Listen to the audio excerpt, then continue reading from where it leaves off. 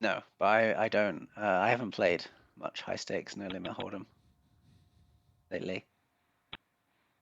Obviously, I mean, obviously play no limit hold'em, but I play all the games. So Yeah. I only play no limit hold'em when I don't have a choice.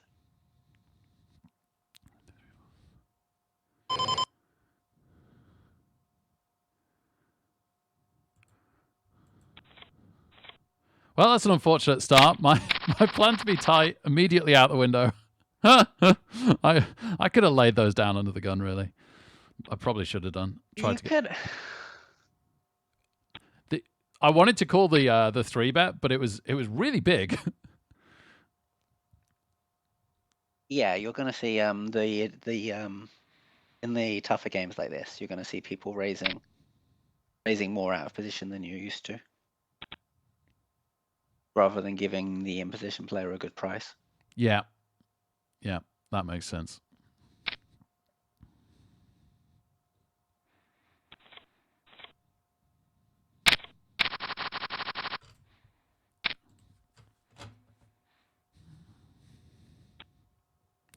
I'm just gonna grab some water.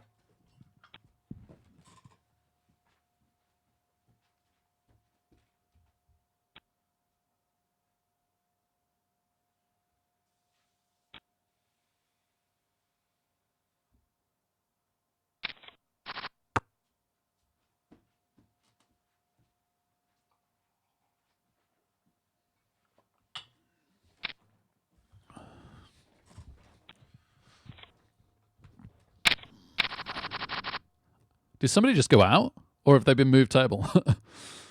Will they be move tables as new people buy in? Yeah, that makes sense.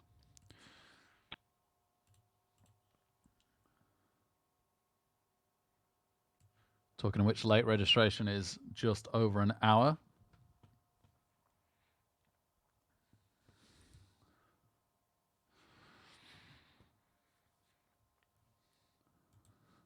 It wasn't that big, the 3-bet. He raised what, 2750, so he only raised 11 blinds. Well, yeah, I'd put in 500. You did the 2x, yeah. So it was 5.5 on 5.5 top times of my that, raise, yeah. which to my mind is one of the biggest 3-bets. But if this was a cash game, you'd be raising about 2.5x there, and then he'd be raising to about 3,000. Okay. But yeah, fours probably wouldn't be in your opening range under the gun. Probably be looking at sixes plus. Yeah.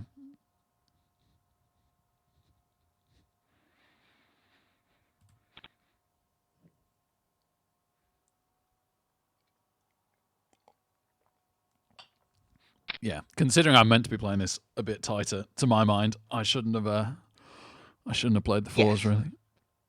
I think that's quite a good idea as well, because you're not going to be giving up too much. You can wait around as the blinds come up if you get a good spot.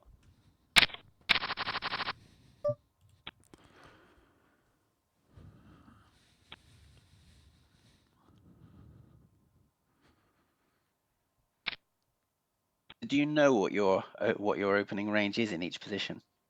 You have it like nailed down in your head? No, honestly, because I try and vary it depending on how the table's playing, I guess. Yeah, that's fine, but you should have a base range that you then adjust for dynamic Yeah. factors backwards and forwards. Yeah, I The problem wouldn't is if say you don't know what your base range is, I wouldn't say don't I know, do. Yeah, I probably need to get that done. you need to be opening a defensible range. So you need to be defending half of your range essentially. Okay. And if you don't know what your range is to start with, you also don't know what you can have and what you can't have in certain spots on later streets, and you don't know what's going in each range. You're going to want value and bluffs in like your check and your bet ranges. Yeah. Yeah, it's funny because I normally feel like I've got a fair idea of how the board plays versus my range later on. But yeah, not as precisely as maybe I should if I don't have my range more nailed down, like you say. Yeah, that would be one of the big things for you going forwards. I think just really nail down pre-flop stuff. Okay. Everything else will flow from there.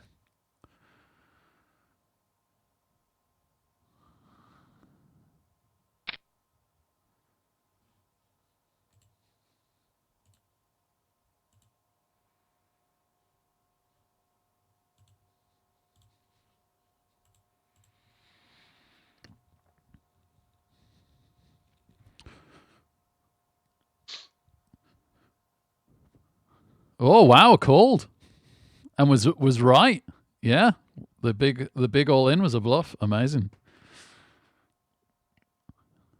So we have a short stack now.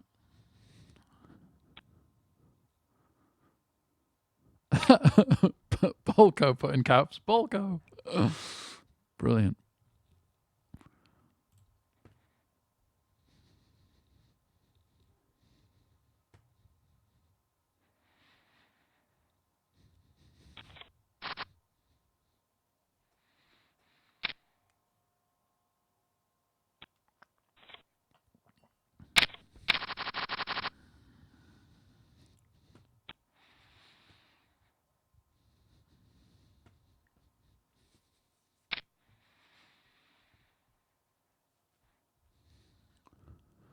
Okay, so the Brazilian's looking to get it in pretty wide, as obviously you saw from the hand that he got crippled on. Yeah. We're in a weird spot here because we're getting crazy value from the to try and play this if it folds around to us. No, you're not. No? This is bad. No. On the bounties? No, this is no. No, No? you don't have enough. You open it up a fair bit, but you don't have anywhere near enough here.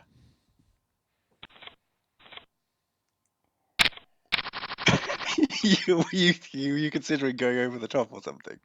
Yeah, I was trying to work out exactly what I could do with that. So if you had something like Jack 10 there or Ace 8, yeah. then I think that would have been reasonable. Okay. Yeah, fair. I mean, like similarly here with this guy, you know that there's a very good chance that he's going to 3-bet shove from the blind here. So you can open up your range and the cutoff here quite significantly. Like take off the bottom of it, like the 980, 1090 type stuff that you would have, and then you add in a few more value things, like even Queen 7, or some of the offsuit kings and queens that you wouldn't be opening normally,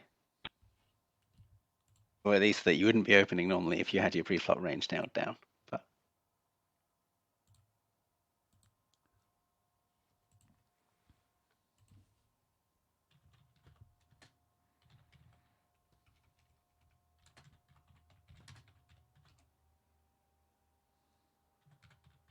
how far have you got with the study then? What are you studying? So I'm practicing versus GTO opponents, like GTO bots in hands, pre-flop 3-betting. I'm been practicing. I've been having a look at ranges and how they hit the flop that raise and call a certain percentage, and I've been reading Modern Poker Theory, which is again about GTO.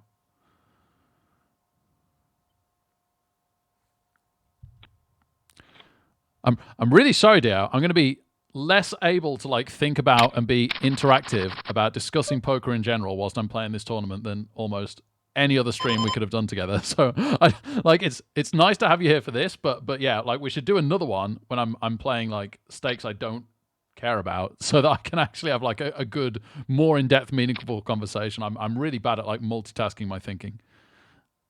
No worries. If you have specific questions about any of the hands that are happening here or what your opponents are doing, then just let me know.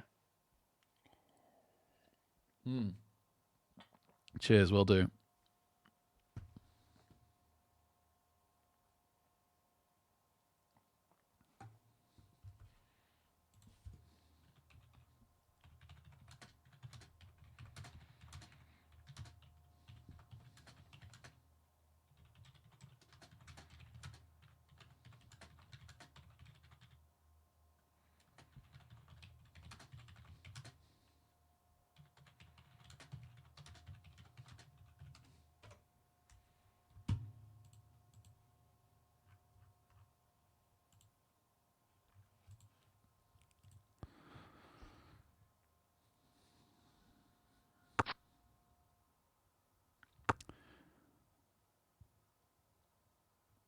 We missed out on a massive Flush with our 6 of clubs.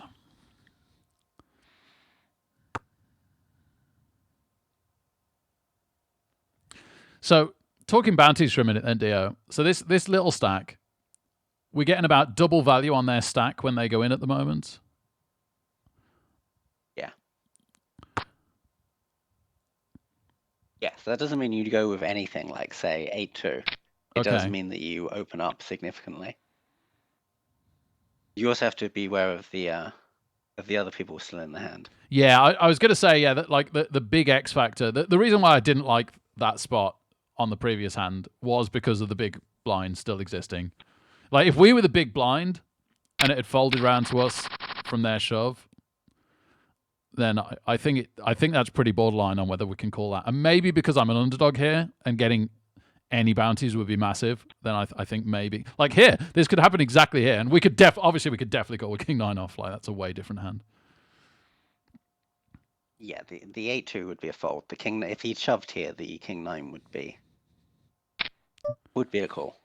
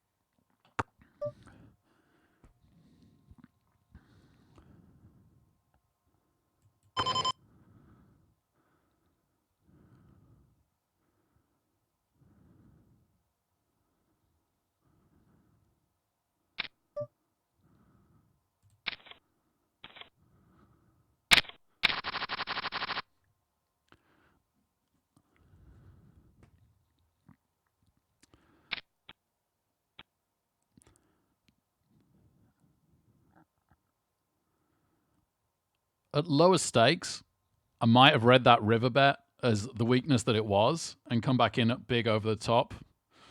Should I have done that there?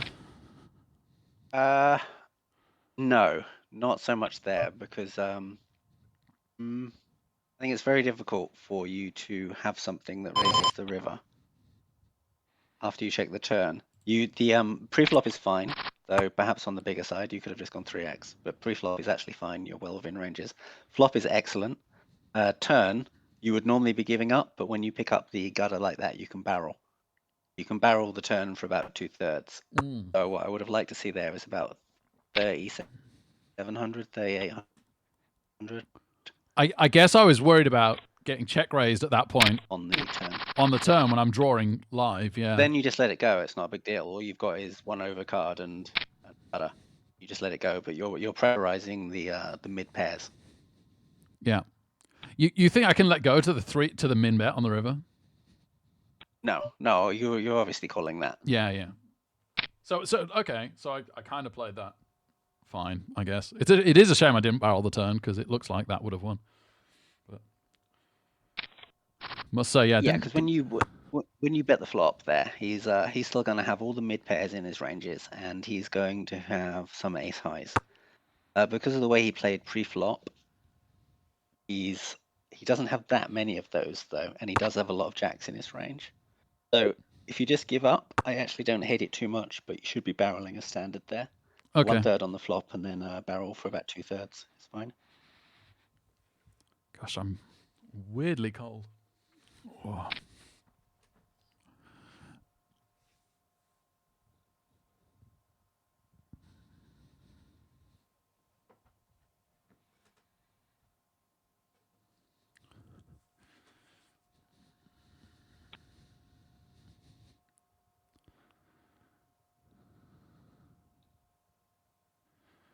Yeah, I probably do too, man, Taylor. I'm still not used to bounty tournaments yet, and I have done some research on it, so I'm getting there.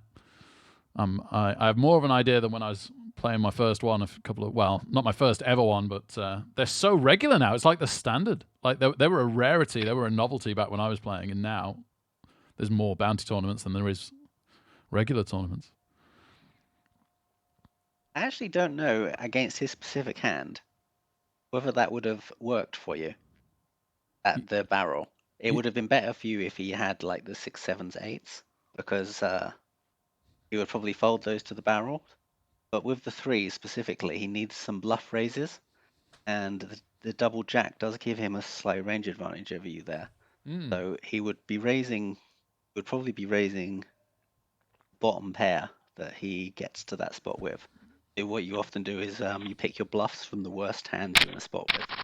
Yeah, So if you get it's three something of I try twos and and do. he Yeah. raises his bottom hand, then he should be bluff raising that turn.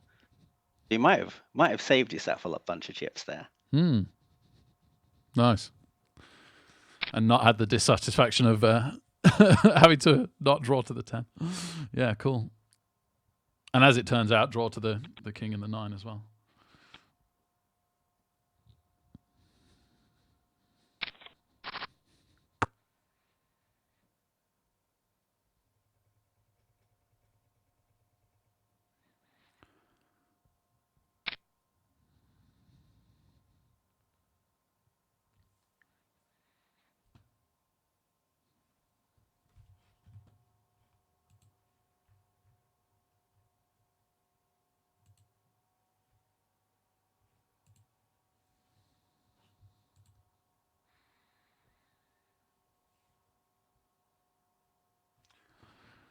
The stream actually has a screen now. This is good.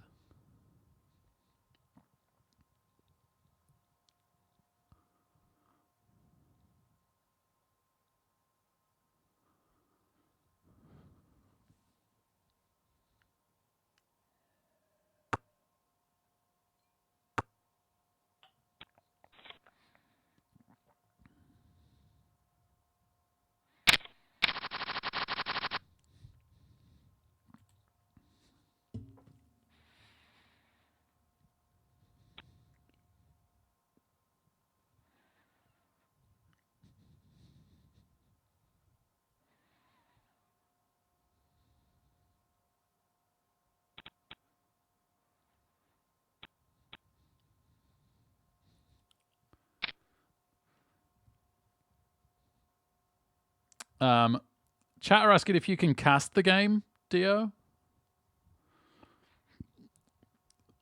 Because I'm probably talking less than I normally would.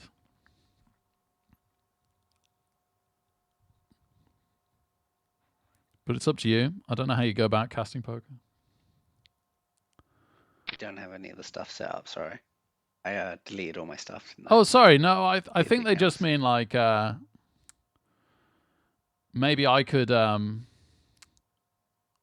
rather than us having intermittent conversation during this, I could mute our conversation between us so that you could commentate as we are right now, and I just play the game. Whatever works best for you.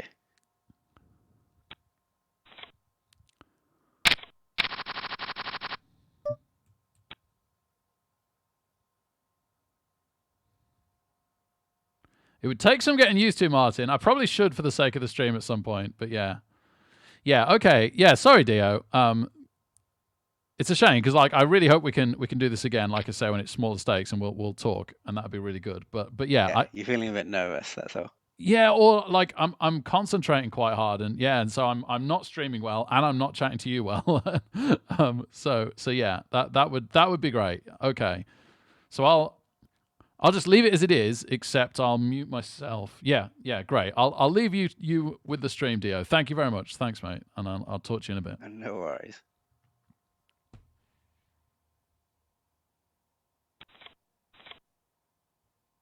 The King 9 hand, Mordred, was for the bounty.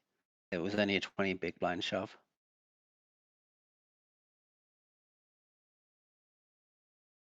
It would be probably fine anyway without bounties.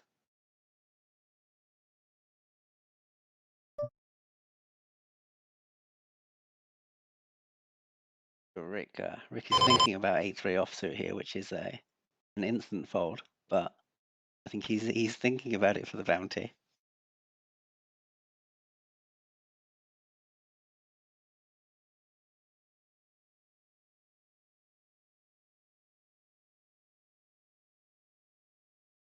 Liffey Piers will have a very wide range here, though, so Rick could get in reasonably wide here. Problem is this EP range.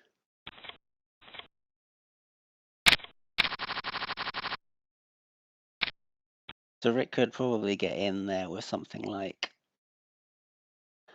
sevens plus, ace 10 suited, ace jack off.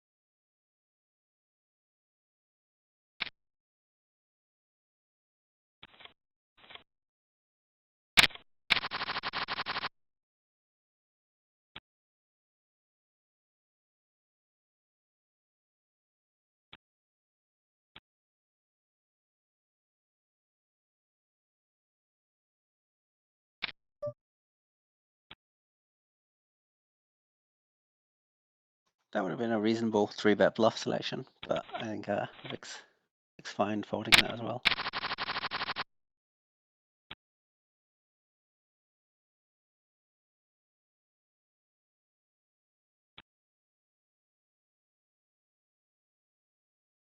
I mean, it would be a fold versus a hijack open with the king 4 suited, but with a cutoff open, I think if we want to put that in our 3-bet range and go up to 1750 or so, that seems perfectly reasonable. I have a feeling Rick would have opened it if it had folded to him, and it would be a flat to most of Lippy's opens.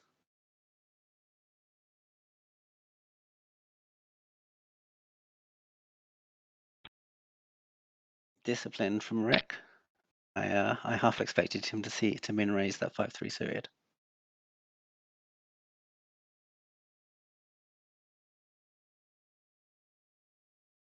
The danger, of course, being that Lippy is more likely to 3-bet shove his 30 blinds than he is to just flat. You could still min raise there with something like 7-6, 6-5 if you're feeling particularly frisky. Some of the suited gappers, suited 2 gappers from like Queen 9.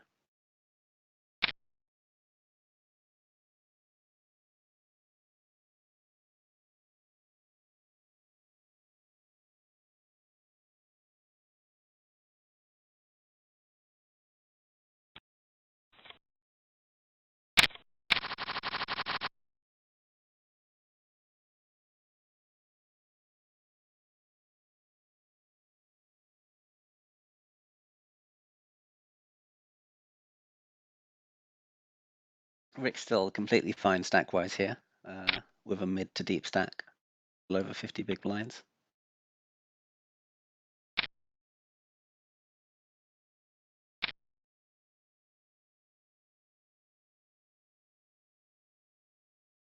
He'll still have quite a tight getting in range.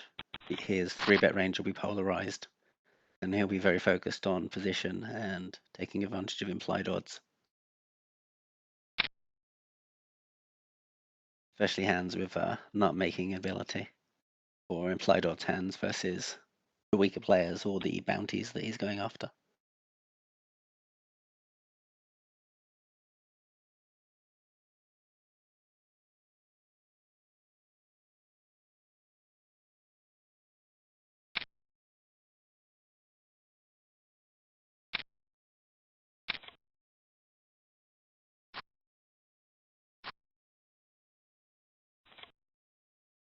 That's pretty good for Rick because of the position of the shorter stack now to his left.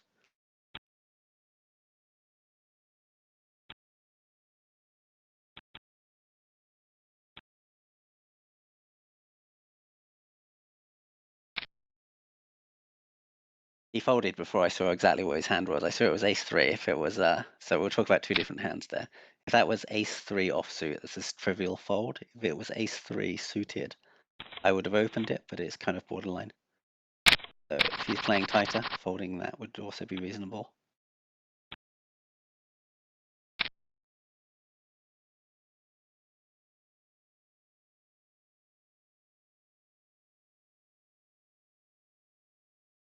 If it folds to him, trivial call.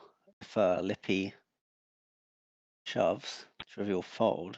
The interesting thing would be if Lippy 3-bet small, because it gives us the option to 4-bet in a non-committal way, so that we only commit versus Lippy.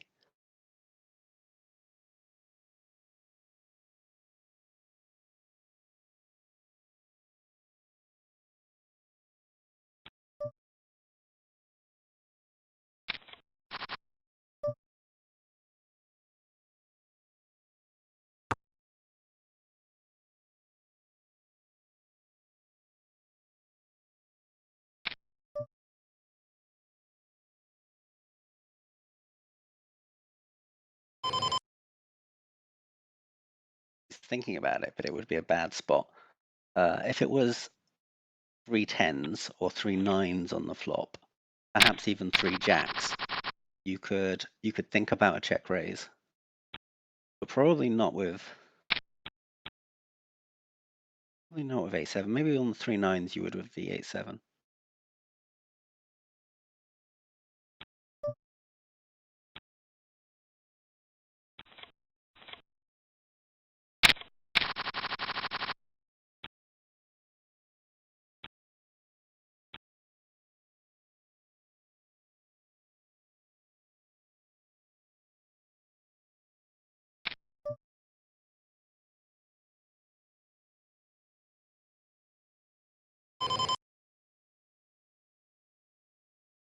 Yeah, looks like Rick's gonna fold it. Good.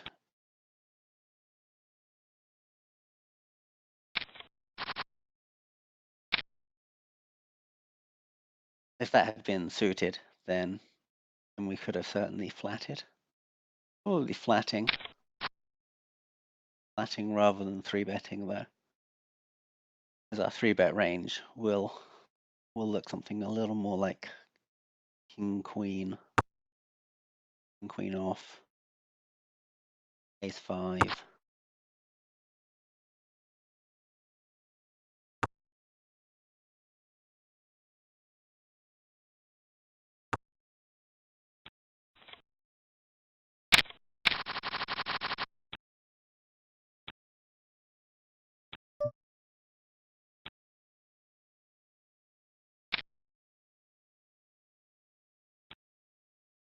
It's been pretty good and disciplined from Rick so far.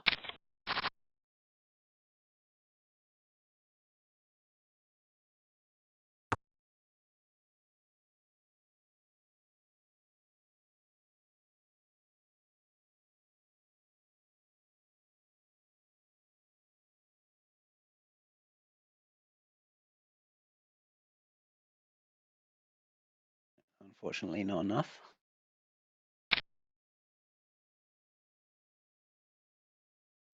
Although Millennial's range here, notice the ranges of Millennial and Bulko here, they're going to be much wider than normal because Lippy has this propensity to spew off as he tries to get back up to short stack. I would imagine Lippy will be rebuying as soon as he gets rid of his stack.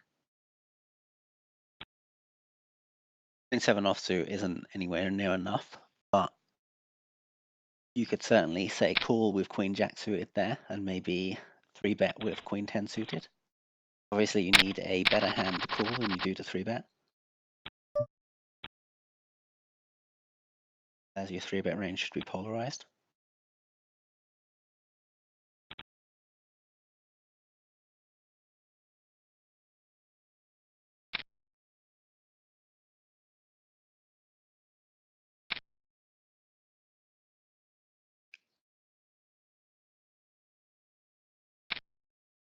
They started with 25k chips, bad dog.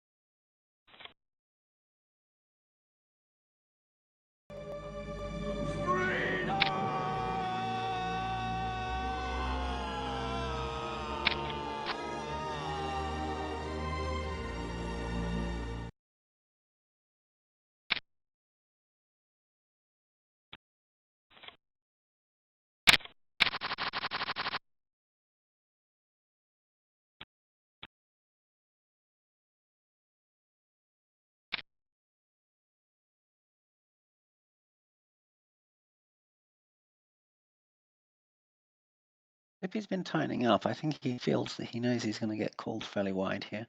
I mean, this is now this is a trivial call at this size.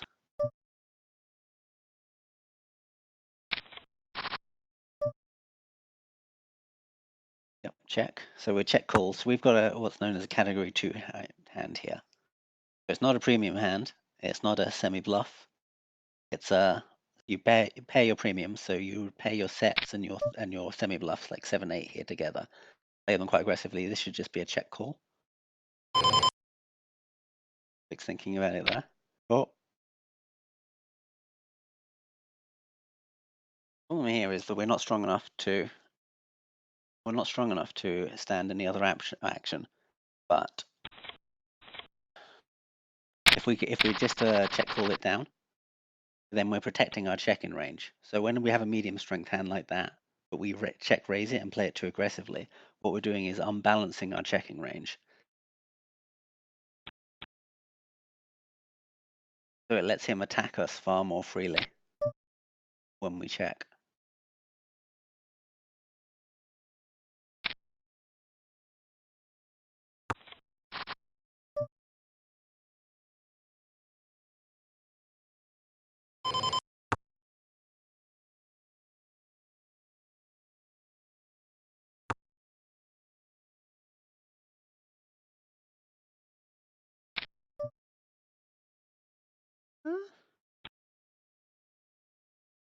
You could take a flop. You could call that from in bet with the backdoor flush draw, backdoor straight draw, overcard.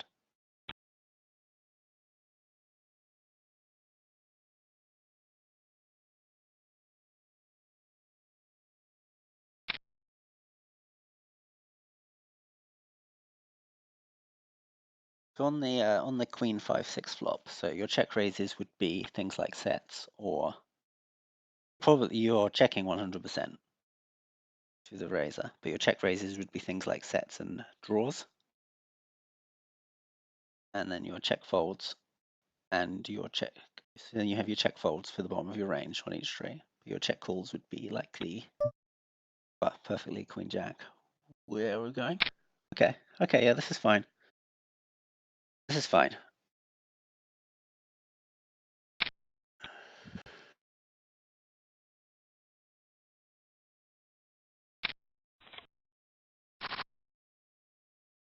Five me. Oh, booyah. Okay. Well, I think that's going to make Rick pretty happy.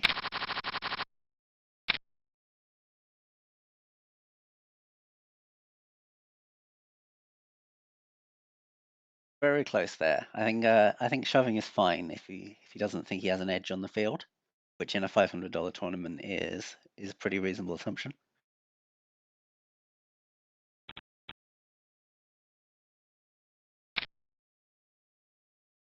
Otherwise, you can also flat there and then let someone else try to isolate.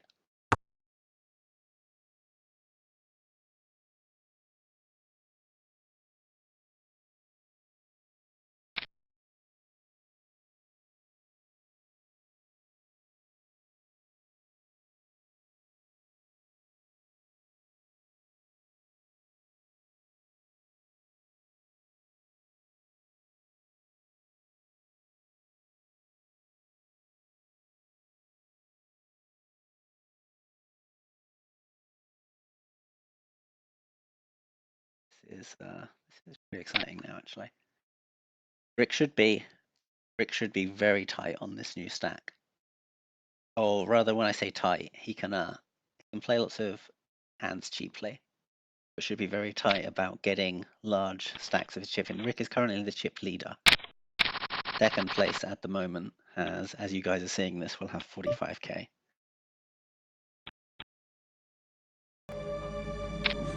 Two people have been knocked out. Rick has claimed one of the bounties and is currently chip leader.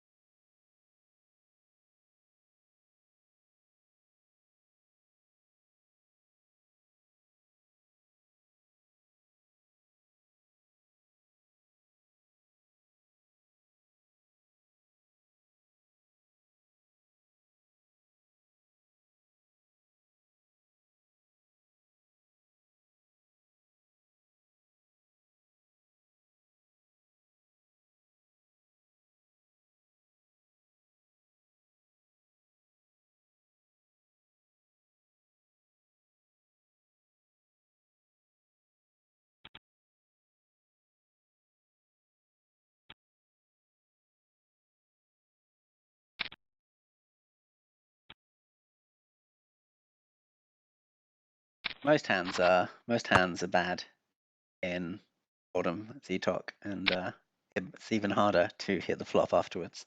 That's why they call it hours of boredom, minutes of terror.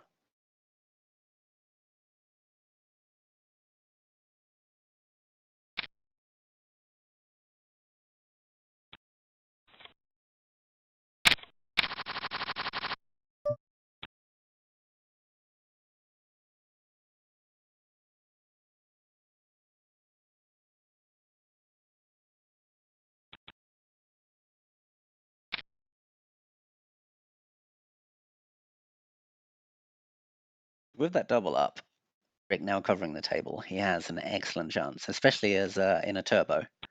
So we're getting to a situation where it's hard for him to go too wrong.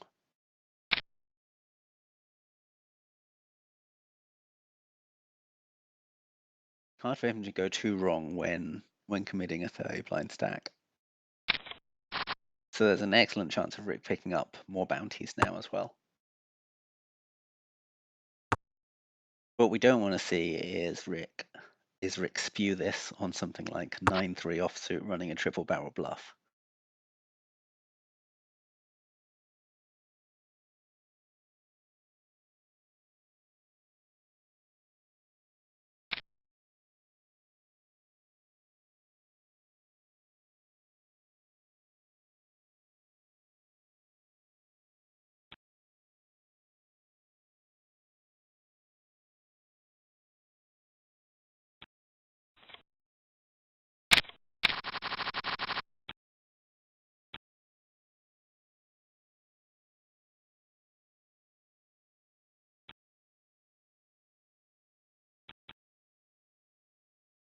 Ooh, this could be borderline. You'd commit here for 20.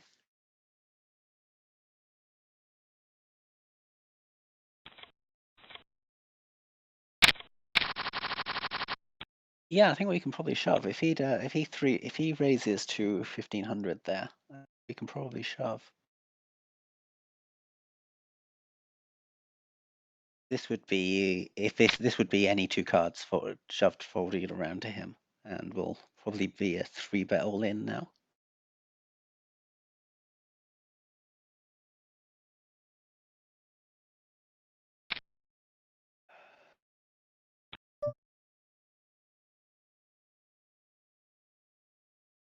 This is close. I think it's fine because their ranges are going to be wider because of the short stack in the blind.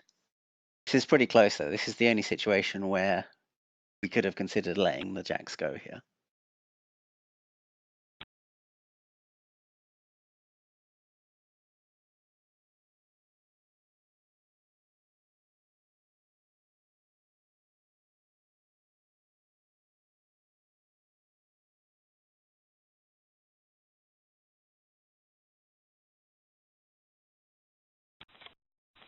Yeah, well done, Rick.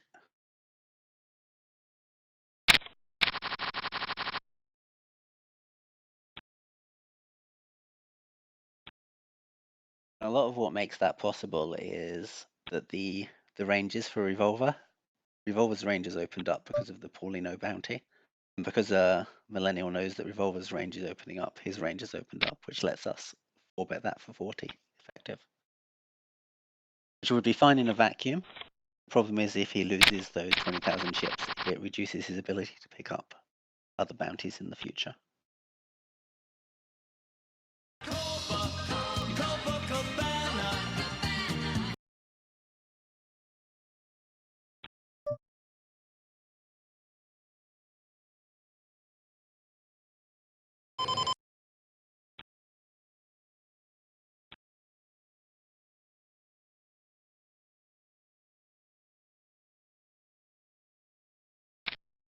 So this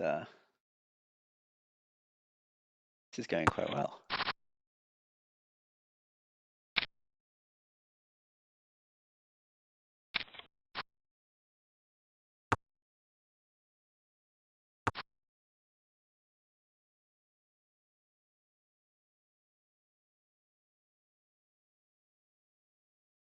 Yeah, I think you just saw the triple up, didn't you, Jimmy?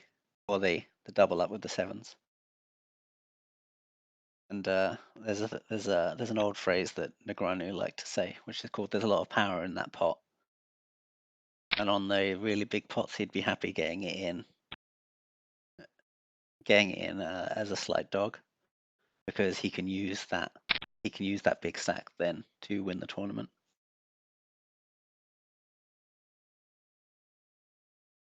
And a similar thing happens with bounties here.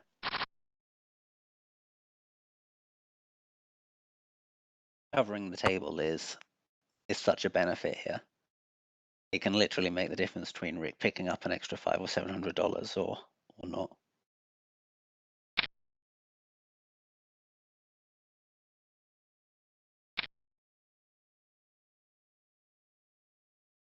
Play hands for cheap but don't commit unless good. In general, yes, but he should still have a bluff range.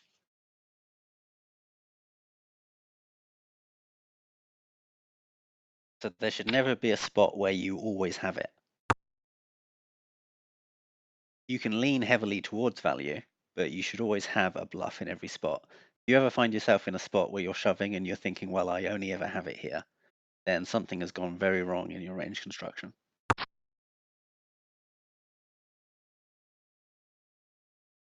Assuming your opponents, assuming the people you're playing with have working brain cells.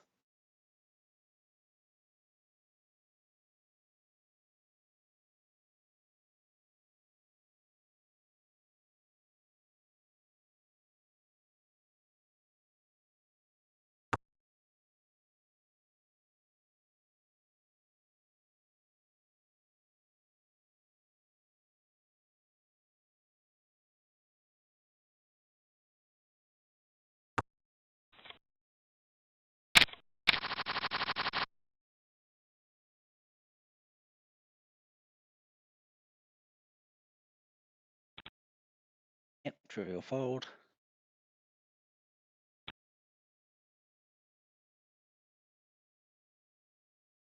Lines going up are going to only favor Rick in this situation. To a degree, anyway.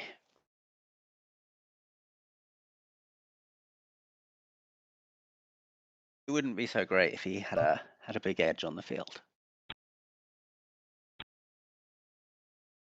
But here it just makes it more likely he's going to pick up on some of these short stack bounties. Millennial should be shoving close to range here.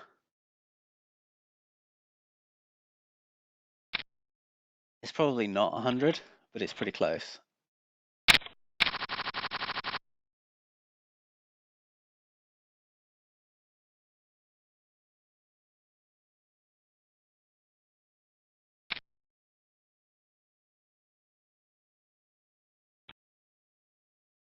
So because Paulino has moved in here for about 9 blinds, everybody else's range opens up. So if, say, Revolver shoves here,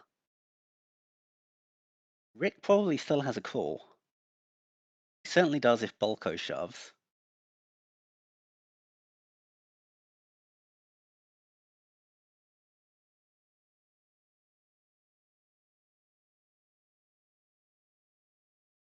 Millennial I might let go because you notice that Millennial he just turned down a spot which should have been very close to a range shove. Okay, now we're all in. Cool, Rick. He's hovering on it. Cool. 5 hearts. Oh, that's really unlucky. Good call, Rick.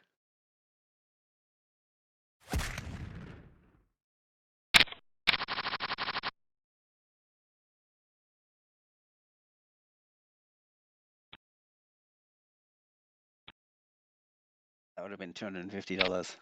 $250 lost on the river. It might be the most Rick has lost on the turn of 1 card in a while.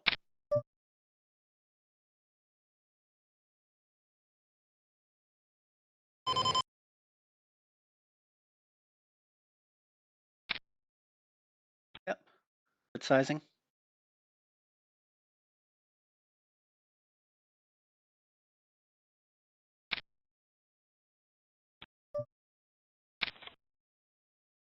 committed. Very good.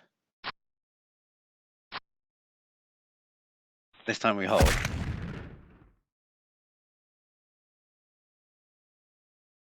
That was pretty good from Rick, actually. Really well chosen size. Pre-flop.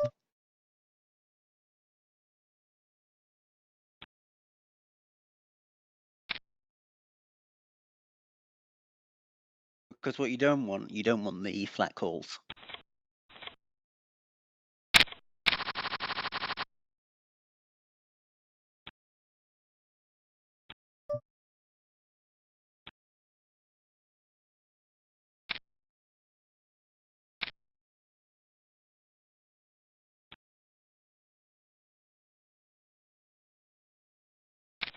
We're currently in second place with 26 minutes left on late reg.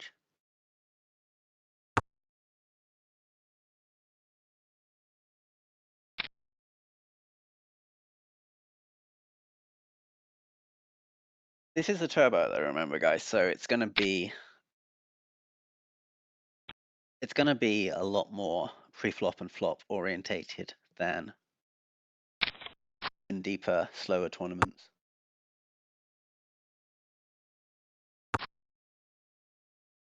Which also affects the range of things that you're willing to get in with.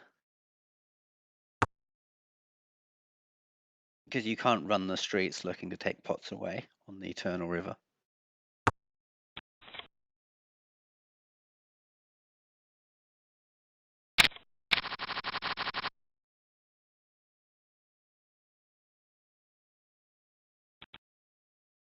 That's done live, Hoka Lord, with the big blind paying all the ante. That's done live purely to speed up the game and make it easier on the dealer. Rather than the dealer having to call ante, ante, ante, ante, and then there's always one guy that's slow. You get more hands per hour in the modern era of shot clocks and no more 20-minute things.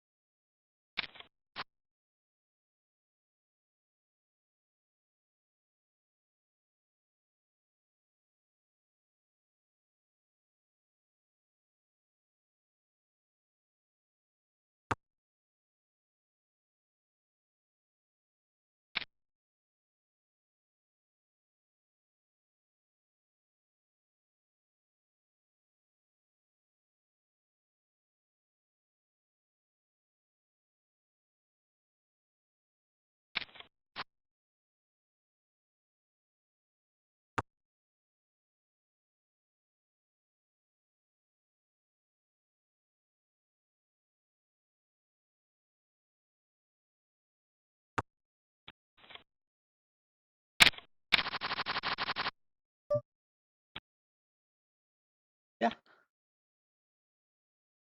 I think what we're raising with there. So we're probably going to min raise any ace at this point here. Or any suited ace. Maybe ace 10 off.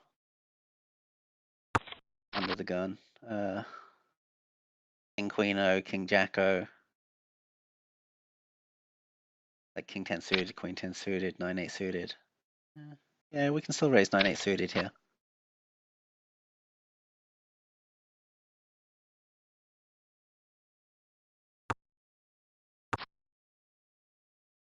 Probably aiming for about 22%.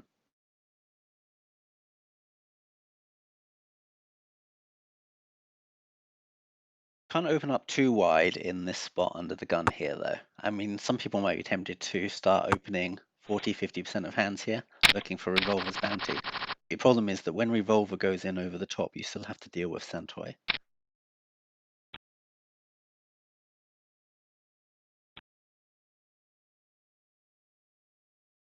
So if this Queen 5-0 folds to Rick, this would be a standard defend at this sizing because we're getting the odds, but he could also just let it go here.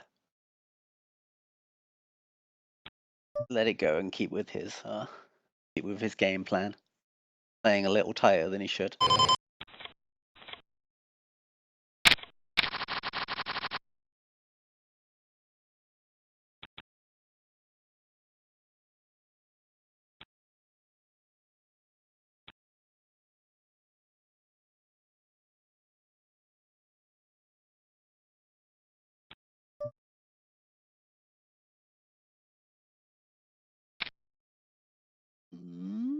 It's a little frisky.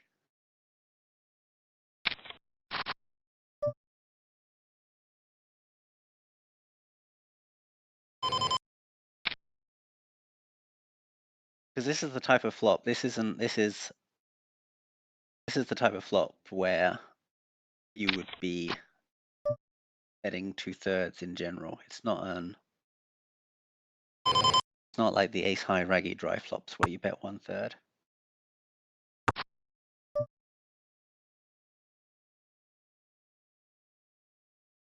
This is spewy.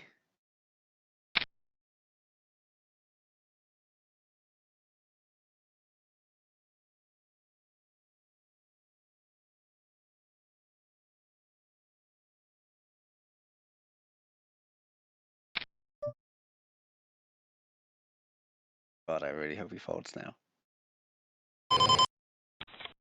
Okay, yeah.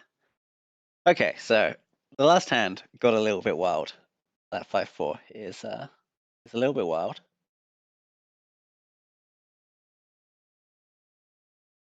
It's far too wide pre-flop.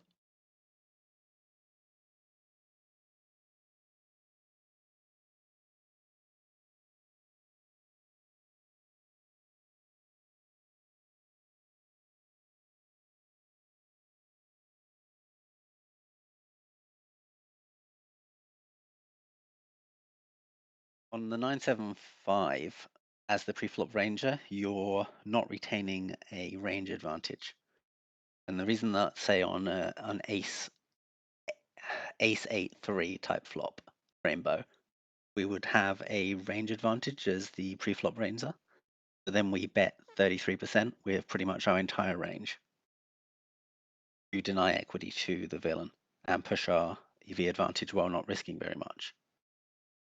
But on a wet board like that, we should be selectively c-betting because the preflop caller has equalized such a large percentage of our range advantage. So we have an inherent range advantage by being the one raising versus the preflop caller. But on a board like 9-7-5, he's equalized most of that. So we need to adopt a polarized betting strategy.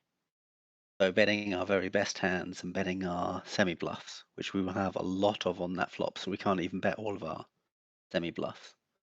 And when you're doing selective betting spots, you would use a larger size, typically of 66 to 70%. If you just apply those two basic things, you will be up to 25Z fairly comfortably, I think. Just remember that Hold'em is about realization and denial of equity.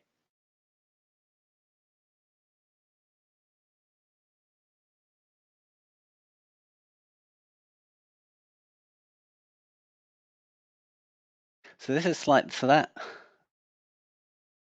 slightly problematic in that we've now given the guy to our left a bigger stack, but we're still completely fine. We still have lots of good spots.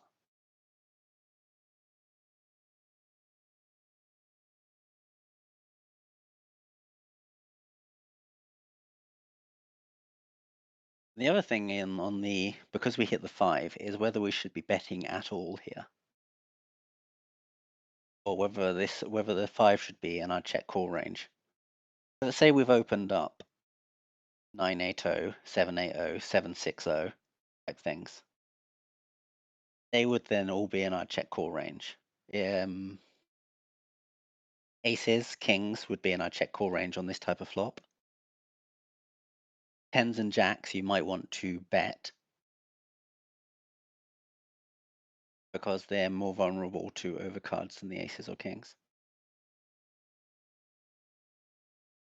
Okay, yeah. So 5-4 off. A little bit confusing because it probably shouldn't be in our pre-flop range, but 5-4 off probably isn't in our check call range. Should probably just be in our check fold range, to be honest. Should be in our check raise range. But we have so many semi bluffs. Yeah, this is the problem when your pre-flop range gets a little bit too weird and wild.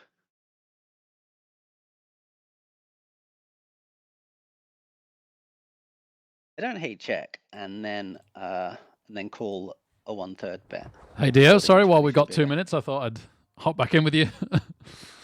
Yeah, very good. Just talking about that last hand. Yeah. It's a funny one because of the stack sizes. I thought they might be a little overly tight against me, but boy was I wrong. I learnt my lesson there. Yeah, that's the type of spot I was talking about where because the board's so wet, the caller has equalized your range advantage from being the pre-flop ranger. Okay. So that's the way you'd be betting 2/3 if you were going to bet. But we could also Mm. just fold. It's a little bit loose pre-flop as well, but doing really well, buddy. There've been some really good hands there. The Yeah. ace Yeah. jack the ace jack that you raised to 7x was excellent. Oh, thank you. Yeah. I was pleased with that. Yeah. Everything you said that last hand, I'm pretty pretty pleased with. Yeah. There was like one hand super early on that I didn't play so well, but yeah, it hasn't been horrible. and yeah, just to have picked up anything is absolutely amazing. So yeah. Big thank you to Noalius and a huge thank you to you, Dio, man. I know this wasn't what we had planned, and I'm really grateful that you're doing this for me. Thank you. No worries, buddy. Good luck. You're still fine. Yeah. Cheers. Yeah. I'm not feeling too bad about losing the last. Other than he's now slightly ahead of me, which is a slight shame, but it's marginal. Yeah. Yes, Cheers, mate. that's the problem, but that might actually help you because that gives you a little bit of a handcuff to Yes, stop it your does. ranges Yeah, getting too especially with his wild. position. Yeah. Yeah. Yep. Not the worst thing. Okay. Cheers, mate. See you in a bit.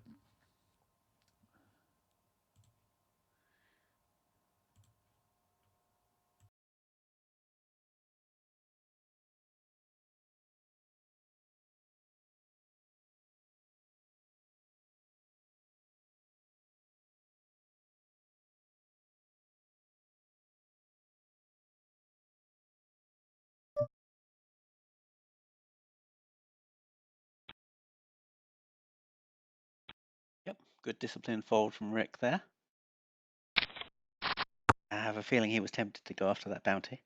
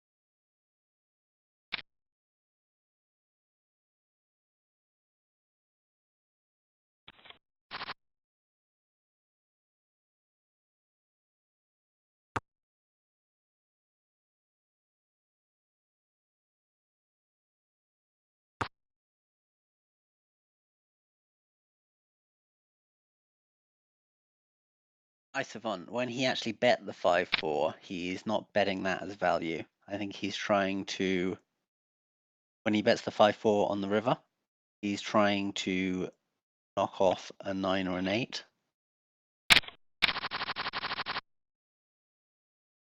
or even some two-pair type hands. Bet sizing is a little bit wrong though. I think if we are going to bet the river there, it should probably be about 150% of pot. But it wasn't a value bet.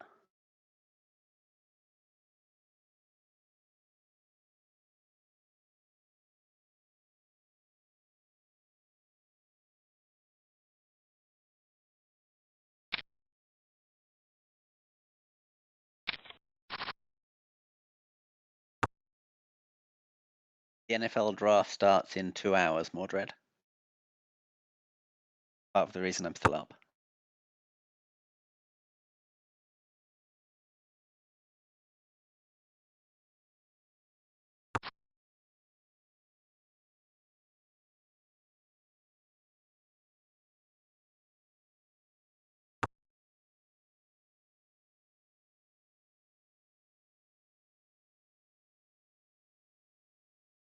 Yes, dog the dog. On the 5-4 hand, that would be typically just a fold there.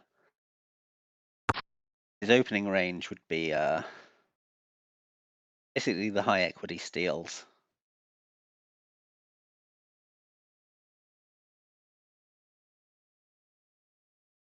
And the value bets. So something like deuces, ace-2 suited plus, king-2 suited plus, queen-7 suited to 8-7 suited. 5-4 suited, you could raise. Not 6-7 though, or 5-6, just 5-4 suited. Ace-2's offsuit, so all the offsuit aces. Something like king-9 offsuit to 10-9 offsuit, 9-8-0. These could all be your range. This would be your rough range from the small blind there, which obviously 5-4-0 isn't in. But you could also just drop the bottom of each of those ranges so that you're opening ace-3-0, 10-9-0 instead of 9-8-0, etc. Just to be a little bit tighter and preserve his stack. As he doesn't want to really be messing with one of the bigger stacks while his main game plan is getting into decent equity situations versus these 30 to 40 big blind stacks.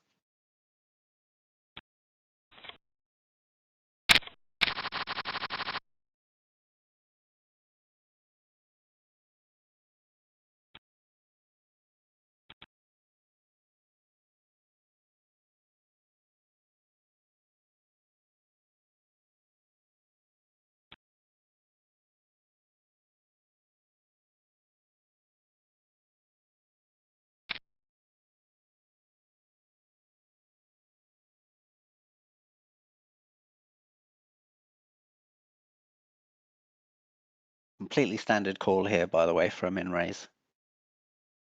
If Rick wants to play the streets.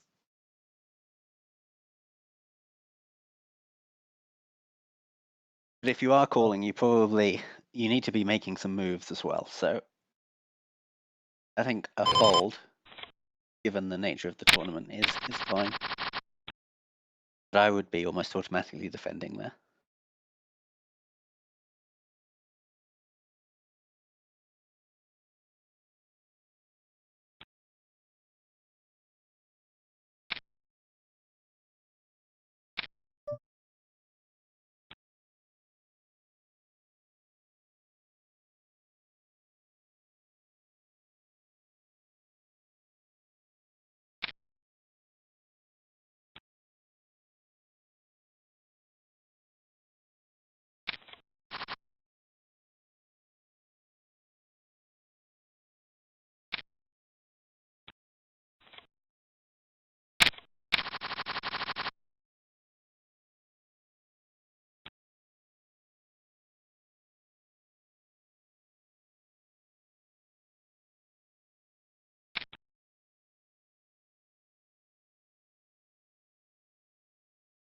Ooh. Okay, yeah, this should be a fold. Yep. He's thinking about it though.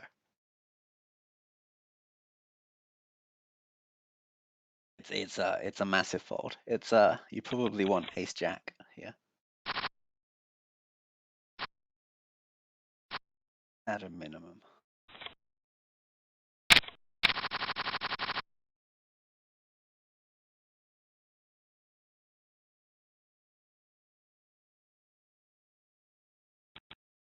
Late registration hasn't ended yet, man. So we don't know how many places are getting paid yet. We won't know for another 10 minutes. It'll be 6 or 7 places paid. Henrik is currently 6th out of 26th.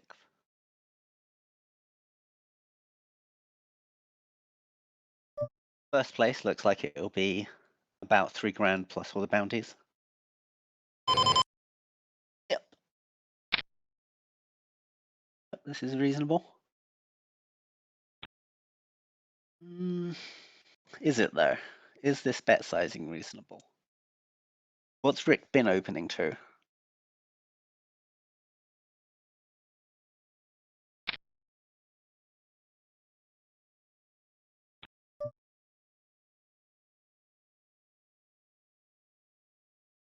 You can do what you want here.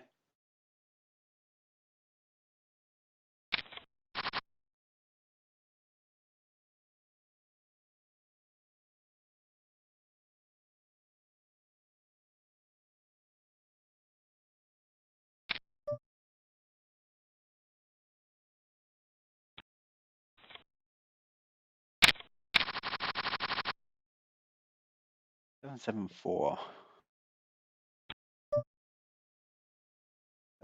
So on that flop, the problem there is that Rhythm will be c-betting 100% of his range. So I think if we are calling pre, we should also be floating that flop of the 10-8 on 7, 7, 4. We do have those two. We have 2 overcards, 2 backdoor straight draws.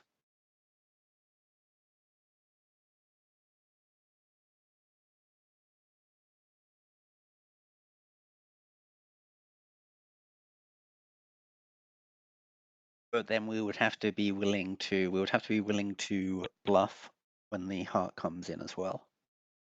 These are the things that you have to do if you're gonna call that raise pre-flop.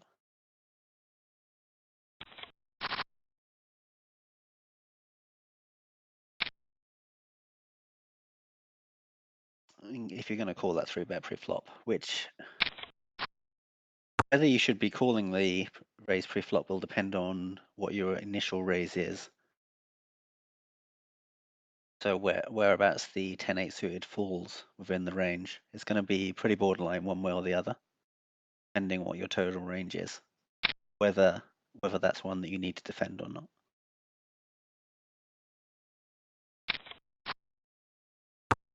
Because what our actual hand is doesn't matter so much as where it falls within our range. We should always be, if we're near the top of our range, we're pretty much always going to be continuing. If we're near the bottom of our range, we're pretty much always going to be letting it go.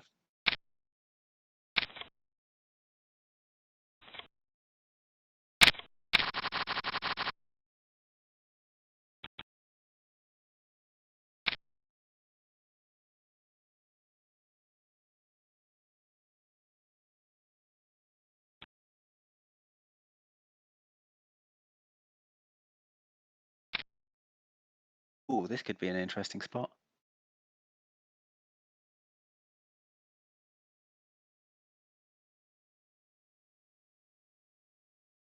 If this was ace-5, we would be 3-bet bluffing this.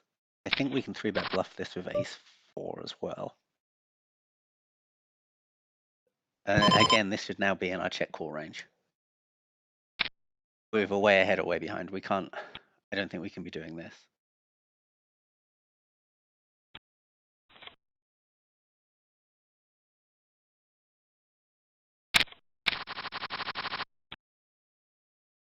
When we check there, remember that we're collecting chips off of their c-bets.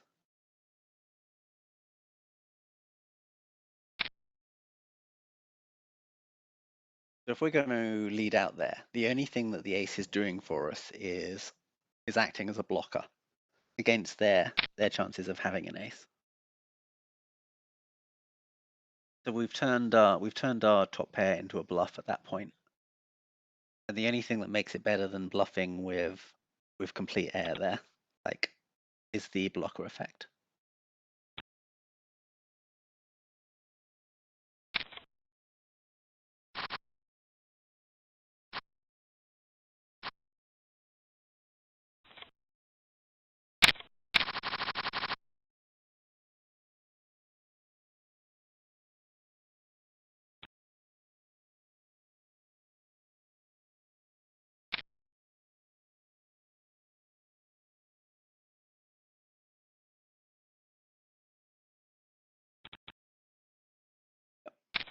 Rick auto-fold that.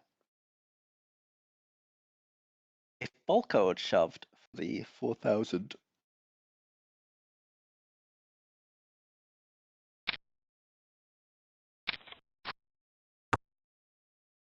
the raise from Rick there wouldn't have been terrible.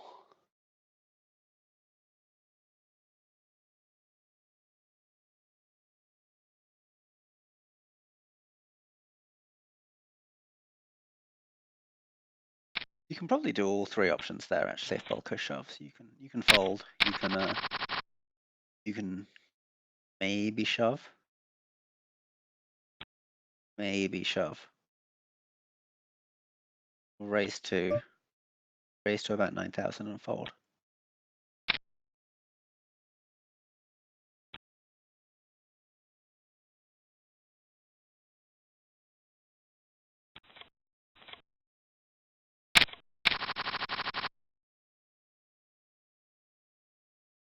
Especially as Bolko has a 150% bounty here.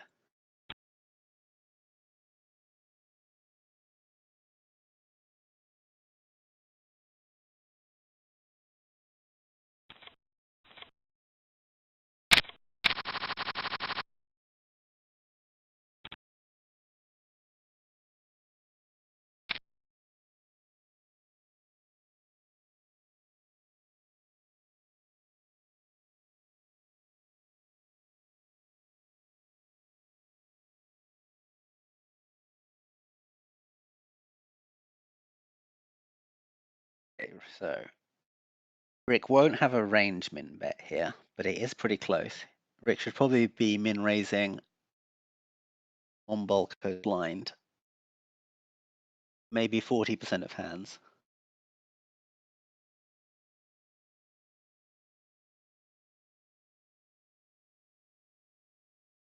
If this wasn't a 500, if this was say a $10 bounty, you can probably bump that all the way up to 80 to 90% of hands.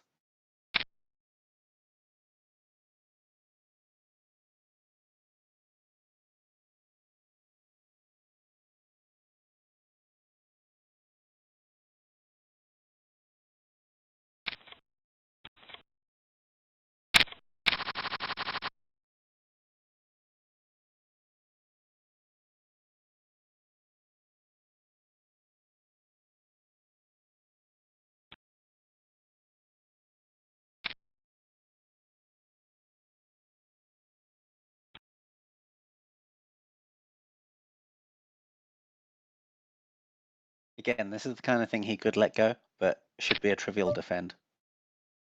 Do the min raise.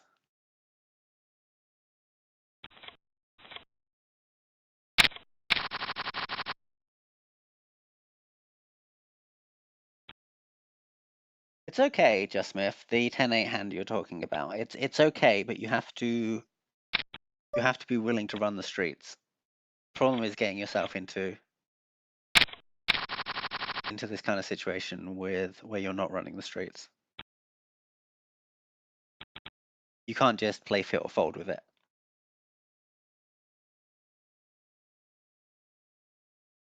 If we're calling pre-flop, then 774 is a flop we pretty much have to be calling.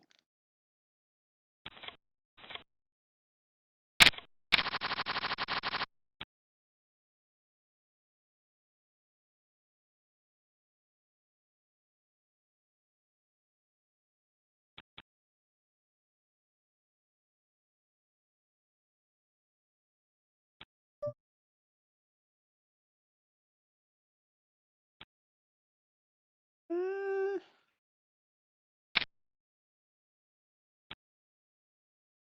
Okay, 10-9-0 would be a standard open there. But it is on the bottom side of it. So if Rick wants to let go, tighten up the bottom of the range there, especially while he's handcuffed by Hula.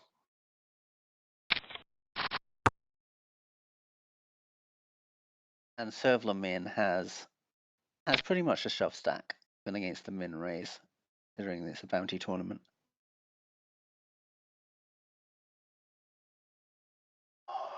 Shove will be 40%. Yeah, okay. Yeah, the shove is 40%, so Rick stack. So he doesn't need to tighten his shove range very much at all. Yeah, Rick wants to fold the 10-9 off too. That seems reasonable.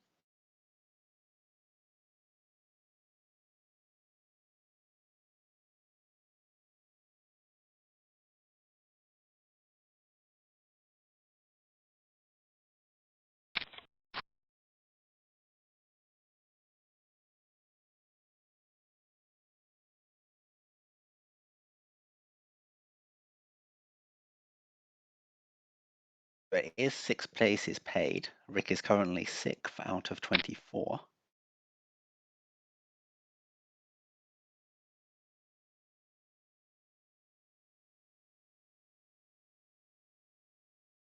So it'll be about 5 to 6 grand for winning the tournament and 540 for min cashing. But he obviously has 250 in bounties already.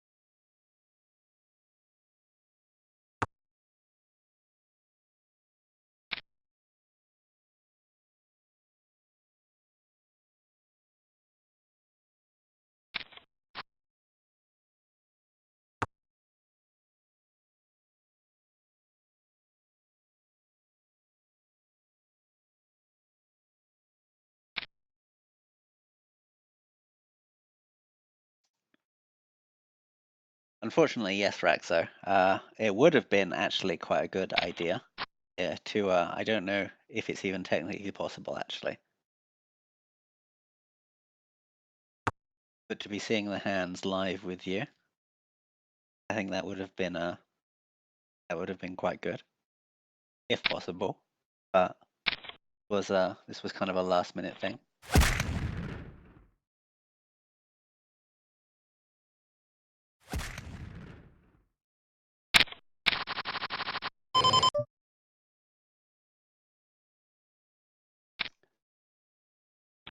Yeah, but KLD, remember that the main problem with the donk bet on with the ace there is what it does to your checking range.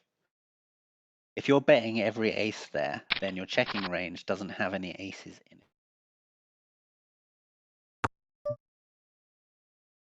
it. This should be about 5,000.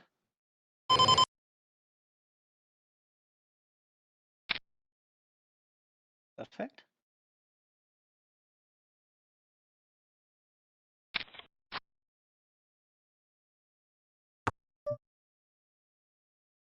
And then we check down.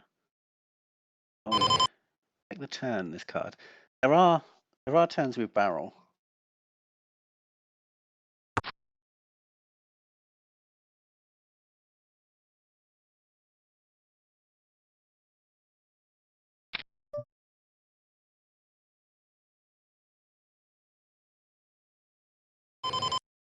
Rick's tempted. I don't like this.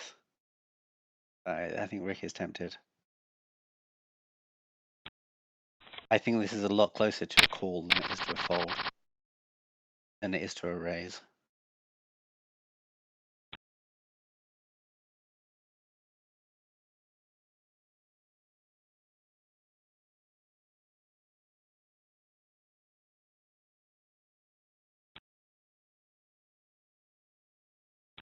Okay, the problem with we can't barrel the 6 really because 6 is one of the worst cards in the deck for us. The 6 and the deuce are the worst cards in the deck for us on that turn. The 6 is probably the flat out worst card, assuming that we're constructing our flop betting range in a sensible way.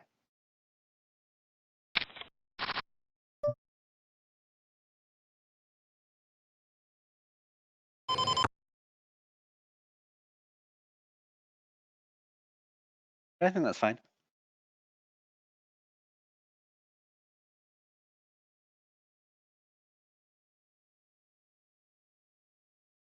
would have been a little better for us to have the queen jack than the king queen there.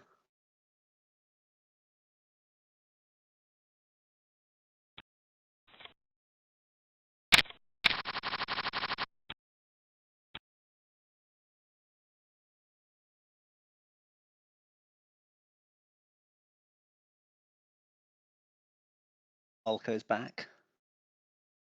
Rick's excited. Rick is excited. He wants. Oh God.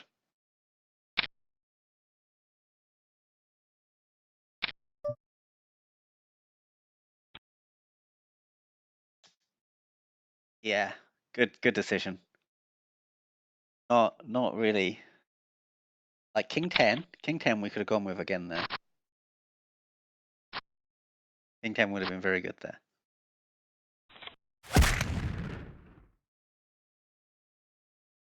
Fluke's range is going to be really wide going after that bounty, but King 3 offsuit isn't enough.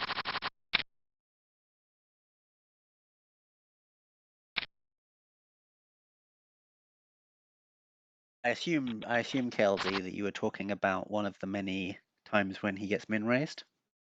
And we should be defending really, really wide there. But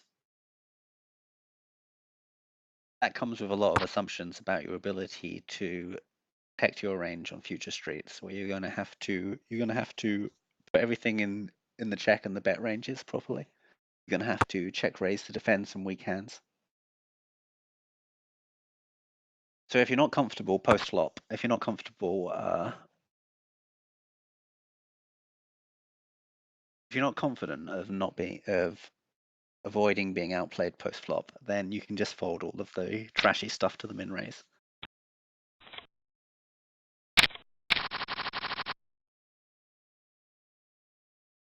But the optimal play will almost always be to flat, very close to 100, especially in a non-rake environment like a tournament. You can start folding like the bottom 20 to 30% of your hands in cash games, especially at lower stakes, because of the rake.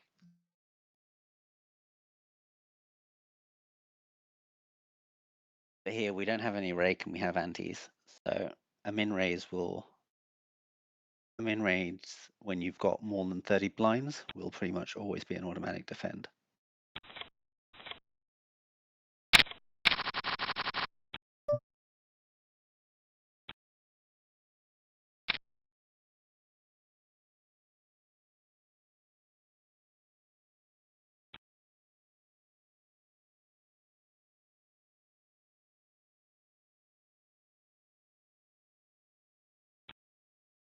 It's a Rick down to at 33 blinds.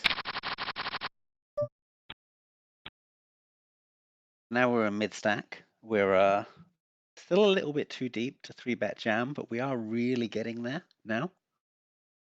We have the perfect stack for 4-bet jamming, which means that we should be min raising to open a little bit wider, and then when we get 3-bet into the stacks that are bigger than us anyway, we should be min raising a little bit wider than we were before. And then when we get 3-bet, being willing to come over the top of a 4-bet for a lot of that. We're also deep enough to 3-bet fold. Just about.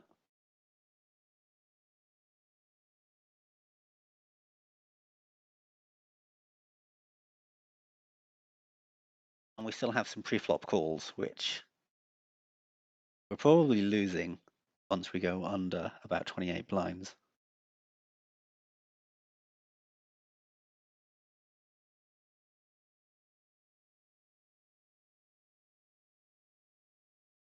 The min cash is about $540 LZ.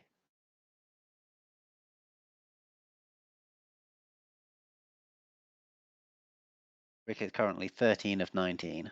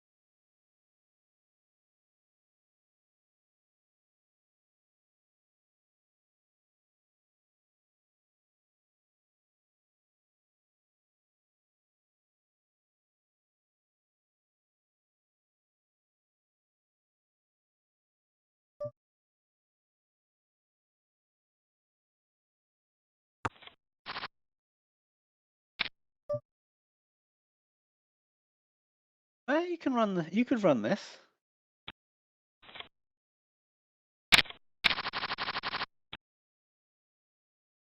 So what we could be doing there is calling once and then looking to take it away on the turn or the river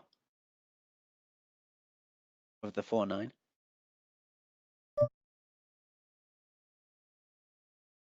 River will fold.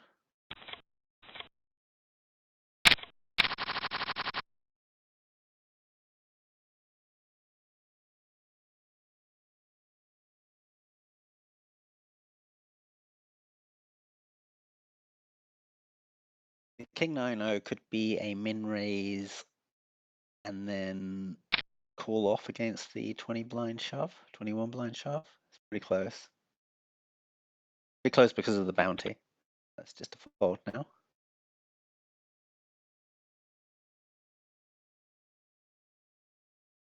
But you're probably right on the edge there. You're probably under. You're probably over the edge actually, and you probably want King 10 to be raise calling.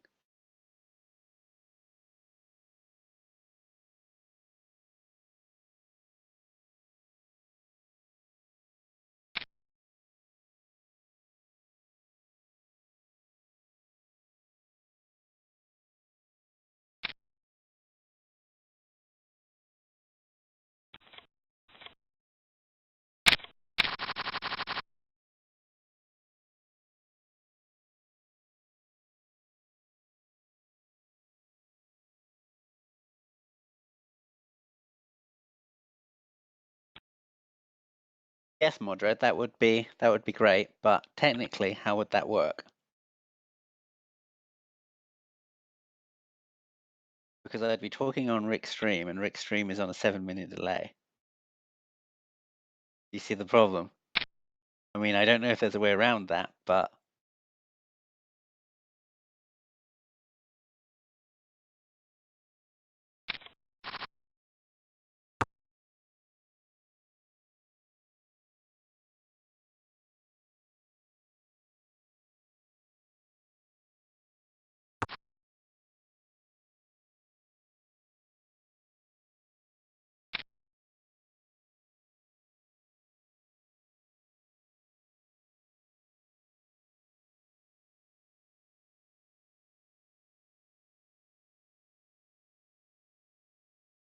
yeah, but Jimmy, wouldn't anything I say still be on a 7-minute delay?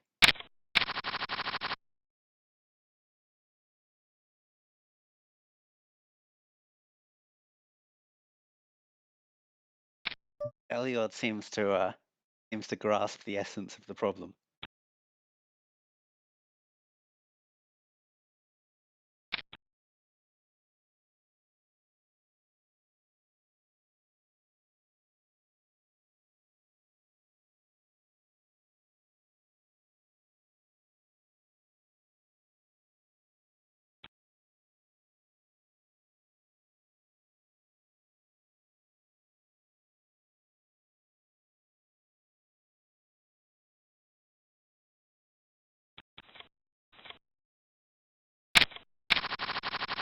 But the stream's still on a 7-minute delay, so anything I said would get to you 7 minutes later.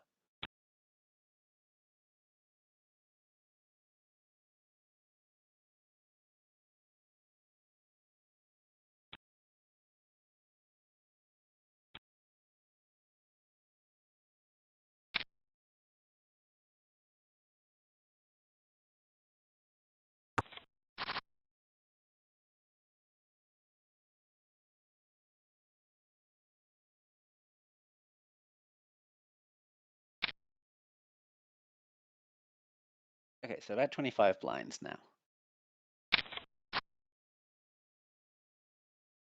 So we're dropping through an inflection point, and we're now on what would be technically a rejamming stack.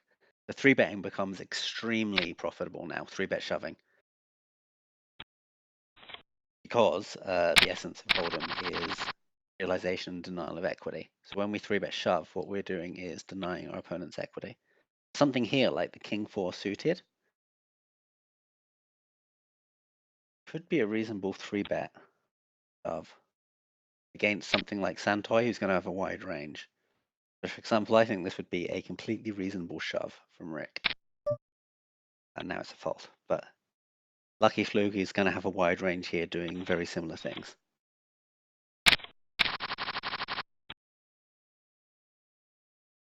The interesting thing about Ace King off is that you can just open shove it for 40 blinds, which is an underutilized option in tournaments. This is an easy shove.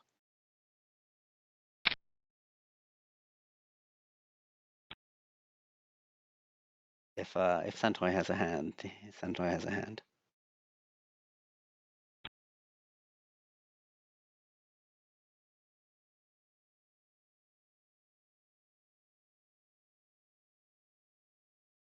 You've got a $250 bounty, so he's going to be calling pretty wide. He's going to be calling with dominated aces.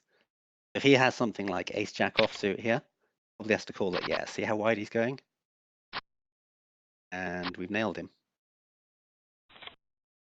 Rick's now, well, Rick's not quite chip daddy because of hula.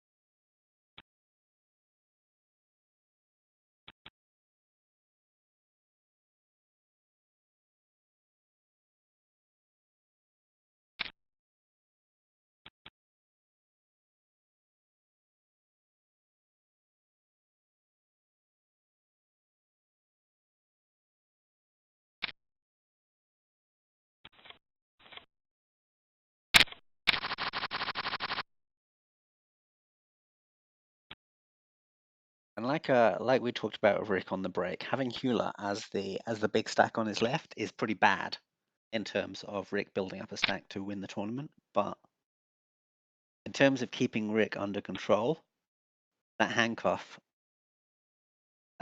could be useful. But I think we're still at the stage where we're trying to pick off some of these bounties, these double-sized bounties. So where are we in the tournament now? 6 of 16. So 2 tables left. Final 2 tables of a $500 tournament for Rick.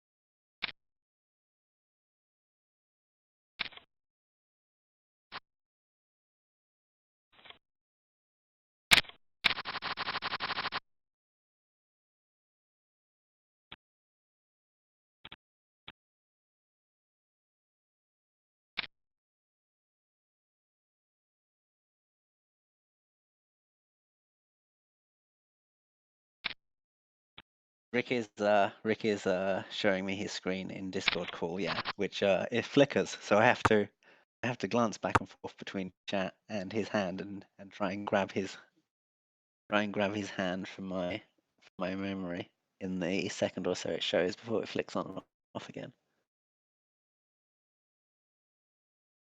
which isn't a problem. But it just means occasionally, if he folds really quickly, I don't know whether something was suited or not.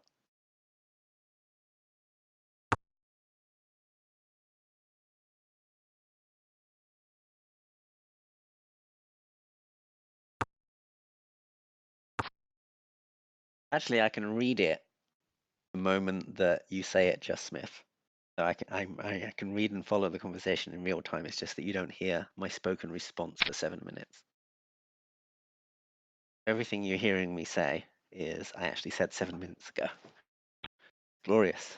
I could have died in the meantime. By the time you hear these words, I could be dead. I could have had a heart attack.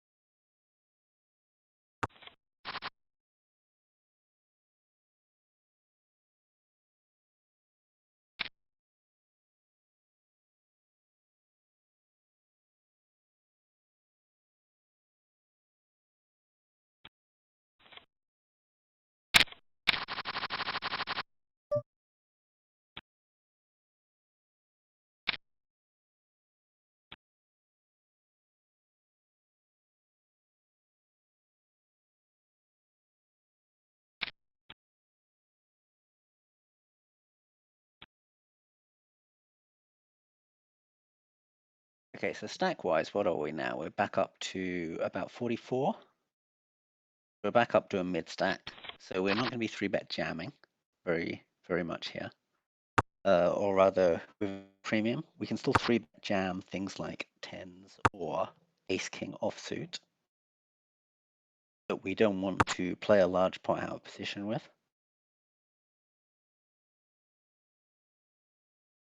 We can stretch that to, say, ace-queen O despite the handcuff if we're chasing a bounty. We're deep enough to 3-bet fold. And we should be having some flats back in our range. Flats, cold calls in position. Obviously, we're also having a lot of defending flats. So 7-6 offsuit here. I think this is a fairly trivial call.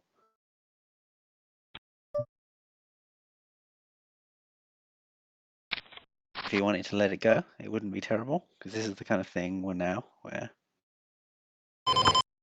going to be. He's going to have the unselected betting range here. He should be c-betting. If it was a heads-up pot, he should be c-betting close to 100%. Here he should probably be c-betting about 70%. We're still checking this down, I think, but Rick gonna bet? Okay.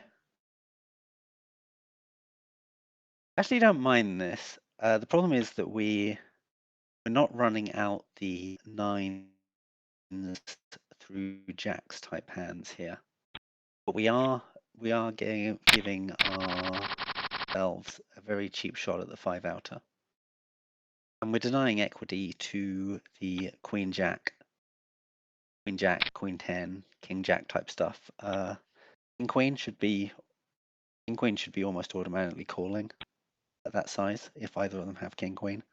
King jack should probably be calling as well, to be honest.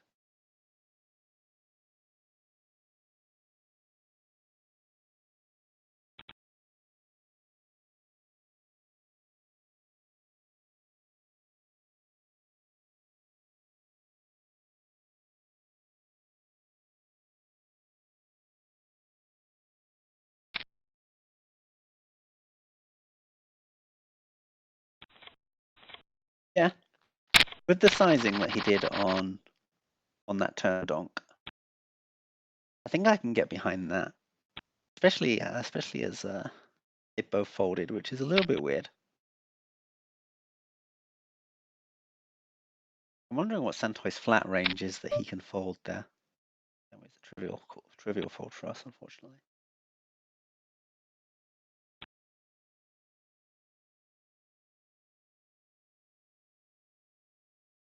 If, say, Umvelt, we're probably min-raise folding that at 20 big blinds against Umvelt. But if Umvelt had already knocked someone out and his bounty was 187 or more, we would probably be raise calling it.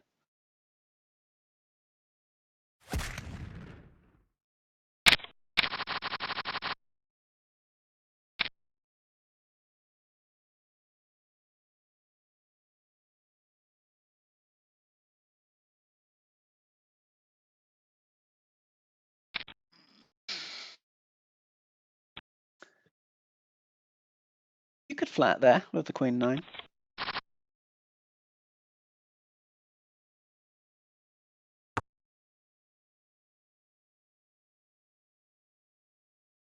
This is twice now that Revolver has turned down C bets.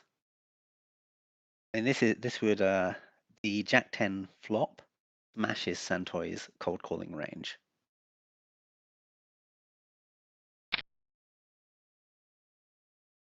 I think this would be reasonable, but there's also a lot of hands that he should be betting 2/3 of the pot with here. A 1/3 bet would be very wrong with everything. But he has his sets and his overpairs. Here's ace king type stuff. Here's ace queen, and then it's just what you're picking up as the bluffs, which are probably going to be your backdoor flush cards. I mean, if he's got things like 8 and 9 suited in his range, then they would be his natural continuation bluffs. So the fact that he check called indicates that he probably has something along the lines of ace 10.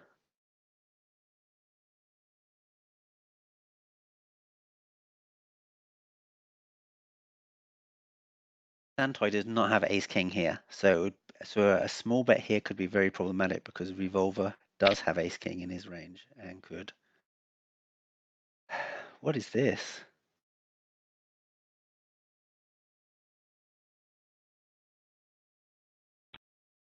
Uh,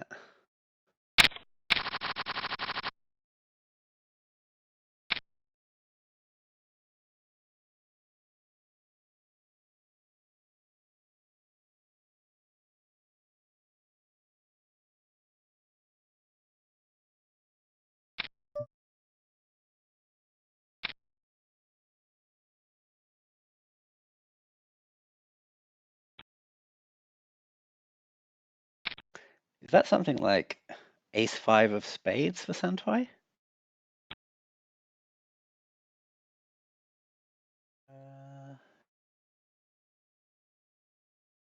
Good. This is a good overcall with the queen jack suited.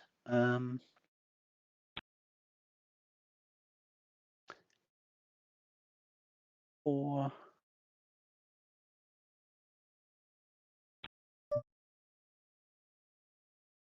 yeah, you could go either way here.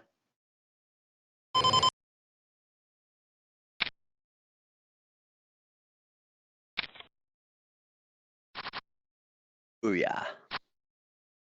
Another $125 for Rick. Pretty borderline close. If Zola had flatted, I think Rick would have had a fairly trivial shove. For Zola, in a $500, Zola is just never flatting. But you'll see that in the 30s, 50s, sometimes the hundreds. Someone will flat there.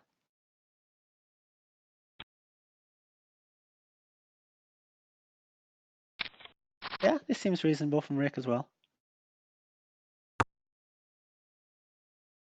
He's against some of the bigger stacks.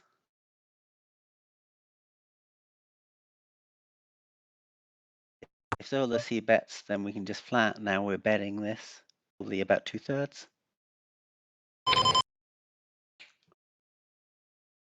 Two-word a flop for that sizing. Remember, realization and denial of equity. Here we're giving the price for things like Queen Jack, King Queen, any of the overcards to call us.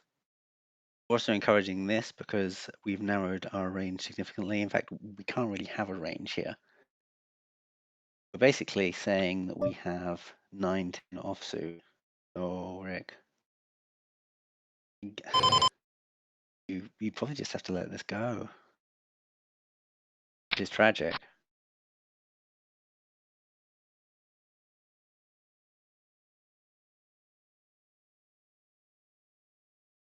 I mean, we're praying he has 9s, very specifically. Okay, well that's a small enough size that we can float the turn, but because we're blocking 10, 9. He put this. So Santoy probably has something like a set here. Now we just check behind and take our showdown value.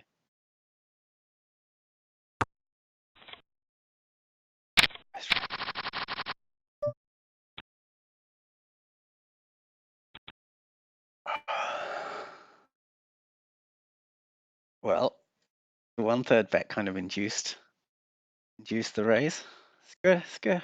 Okay, it's small enough that we can float. Can we float? Weird.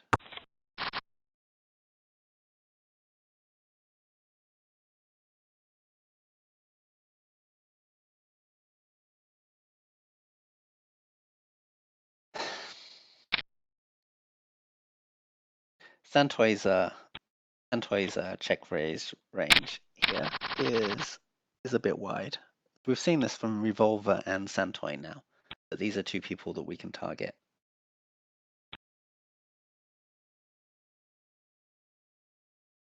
The problem with Santoy's King 10 there is maybe he doesn't have. That's what his cold call range is. If he doesn't have any nines in his cold call range, then maybe specifically the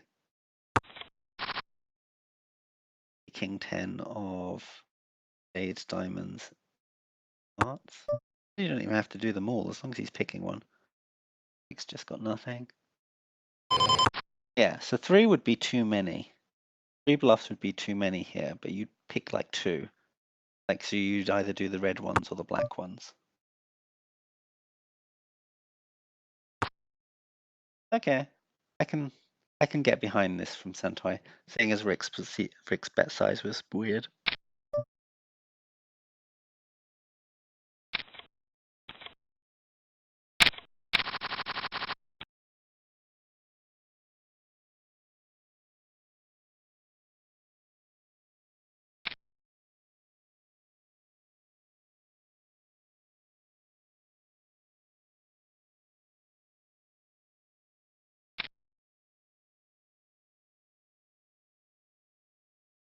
The turn sizing from Santoy was horrific though. He needs to be betting bigger on the turn and be willing to shove the river, I think, once he goes with it.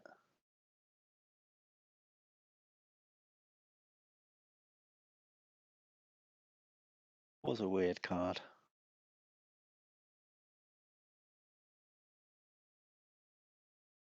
I don't know. It's a complicated hand.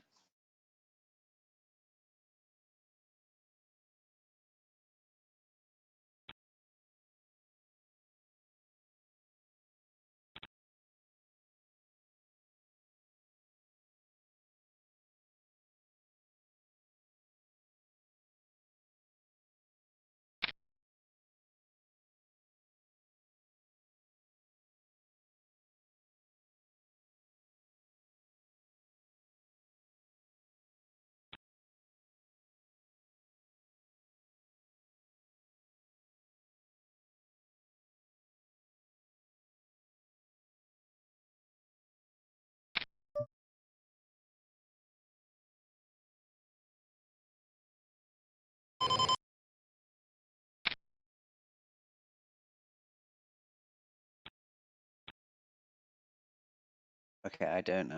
I was. My phone died, so I don't actually know what Rick has here. Trying to. Ace King. Oh, he's got Ace King. Oh, why isn't 25? This would have been a perfect shove from Rick.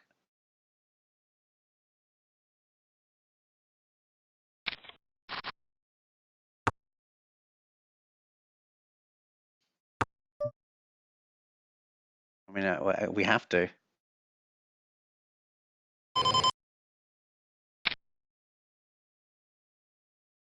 I don't like this because we're no longer getting rid of the of like the nines, the like 8s through 10s who are just going to shove on us and probably have to call off.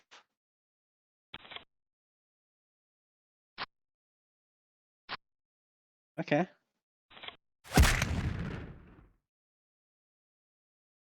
Rick made money on the hand. Well done, Rick.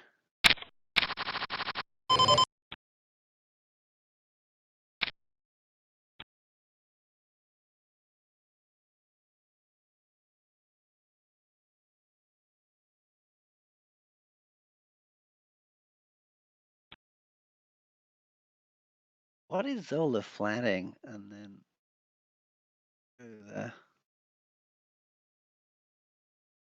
The opening is range up to things like Queen Jack. because of the bounty.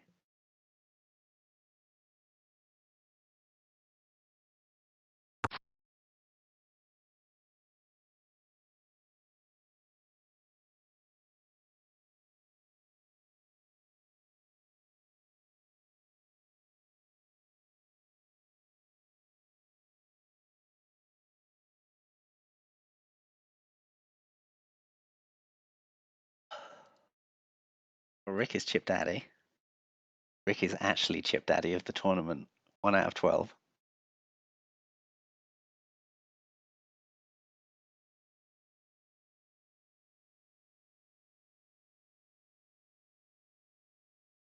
With $500 of bounties earned.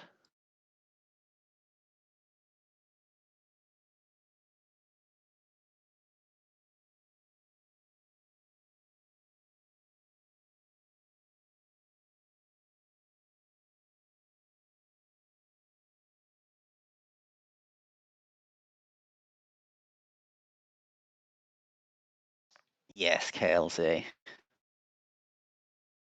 I can see you're watching the tens hand. You want a bigger bet size.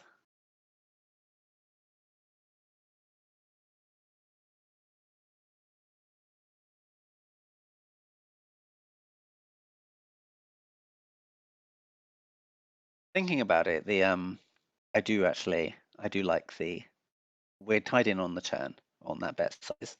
And I do like the flop call from Rick after he gets check raised that man. I was worried that we were going to get in a huge amount of trouble.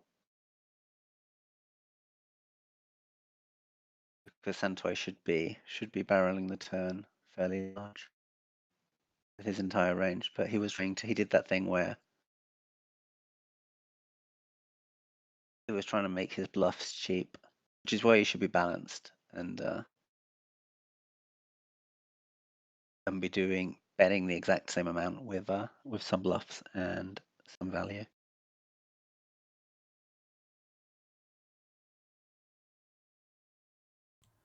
Hey Dio, I'm back for a minute or 4. Well done, buddy. Yeah, thanks. I don't know. Couple of weird hands there, but you're doing great. Yeah, thanks. Yeah, I wasn't 100% sure on a few things. In fact, what I've realized is I'm really looking forward to watching the stream back and hearing your input. Like that's going to be really, really helpful going forwards. Yeah, that's what I thought actually. It's this way you can focus on the thing and you can still get to see stuff afterwards, and then we'll talk about it. Brilliant. If you Yeah, want to, but yeah, absolutely perfect. Yeah, but yeah, oh my yeah, you're goodness. doing great. Yeah, delighted to have 4 bounties. Pretty pleased to be chip leader. Yeah. Obviously, you can't be unhappy about that. But until it doesn't mean I'm going to make the cash. $500 in the bank already. But yeah, that's in the bank. So that's just absolutely phenomenal. So yeah, really, You made really. more chips.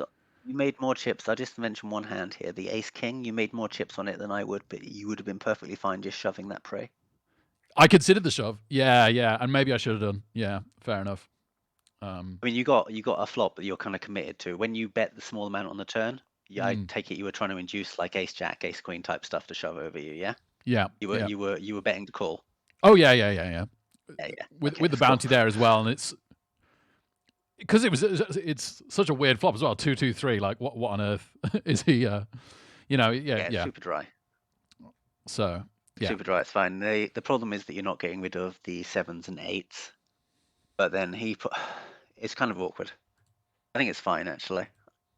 I was a little bit surprised you didn't shove turn, but your stack sizes are so awkward at that point. But this is part of the reason we just in that sort of situation under 40 big blinds, we'll usually just shove the Ace King there. Yeah, and I probably again it probably comes down to in a tournament like this where I'm the worst player left, probably almost certainly worst player from the start. That might be a slight exaggeration, but not much. I should keep it simpler and shove absolutely, rather than find myself in awkward post flop situations where I can be outplayed. So yeah. Whereas I mean it's fine though. I mean you made an extra 20k chips or something, an extra like 10, 15k whatever it was. Yeah. That was nice. Yeah, yeah. 1750 off the top of my head I think was my bet size. Yeah, exactly. So yeah, I'll take my jammy extra chips. What was the there were a couple of things. So there was one thing from before that I'd forgotten. I flat called with 8-7 suited in the big blind like 2 hours ago, and it came queen, queen, queen, and then I just gave Yeah. up to the c bet because I was so lost. Like I was like, Yeah, that's fine. that's okay, okay, good. And Yeah, then if it had been 3 10s, you could have put in a check raise okay, with your 7 8 or 8 9 suited, but not with all of them. You'd probably want to pick some, like pick just red ones or just black ones. But we can talk about those like special flops. yep, The like monotone and the triple flops are really special, and like new rules apply. The problem with the triple queens is that it hits too much of his range, yep, whereas yep, the triple tens would be hitting your range harder. yep. Cool, okay. And then Yeah, you're doing great, buddy. Just keep it up. thanks, mate. Yeah.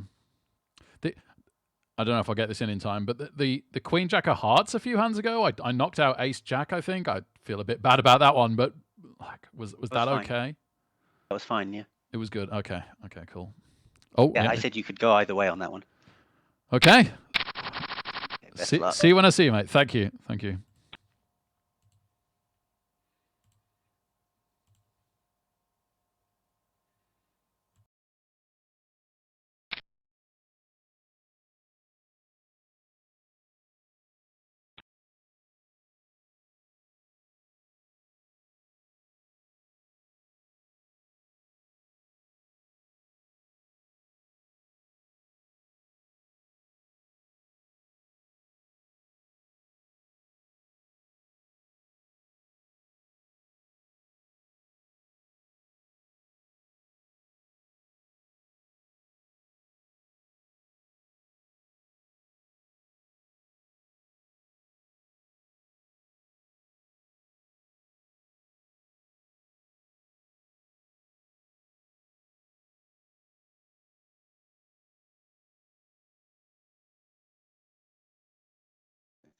Rick has.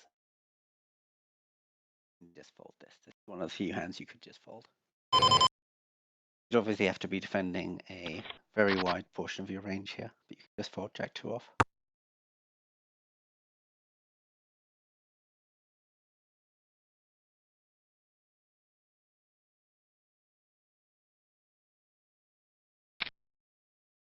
One of the interesting things about the smaller field tournaments like this is that you get to play so many hands with specific people.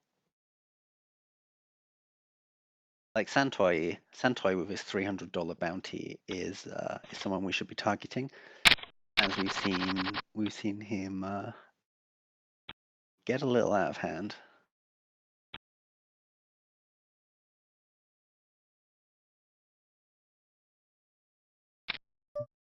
I think it's been 4 or 5 hands now where. Okay, this is fine as well. 7s. Yep, and just check fold. This is one of the easiest check folds in the world because your opponent has ace king in his range and we do not.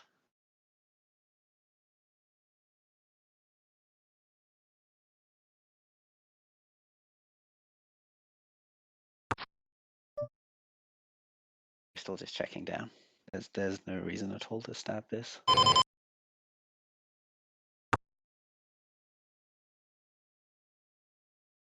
KLZ, the Queen Jack suited hand would have been probably borderline and trending towards a fold in a normal tournament, but with the bounty, or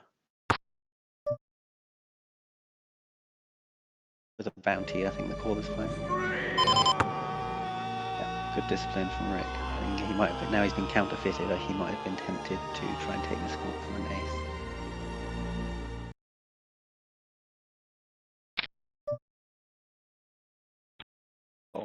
If you are going to bet there, you're saying that you have more jacks in your range than your opponent. If you are going to bet there, it should be about 180 to 200% of the pot.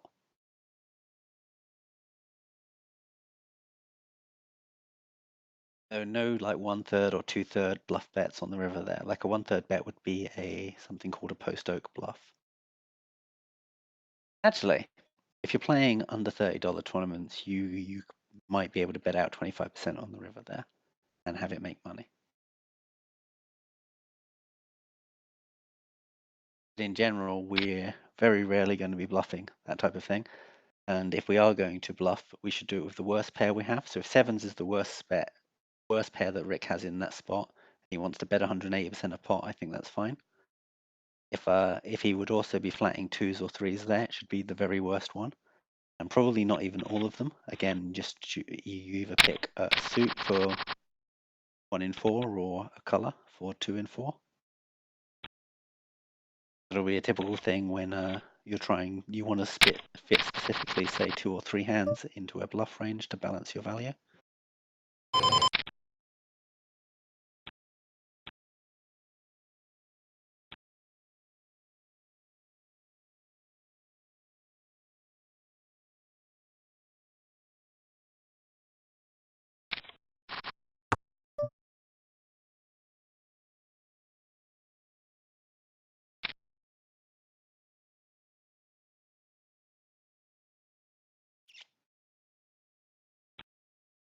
Okay. I think this is fine as long as if you've got a spade, if you're putting the ones where you've got one spade in your check range and you want to bet without, that's fine as long as you are splitting between the ranges. But the 2/3 bet size is obviously correct on that flop. That's excellent.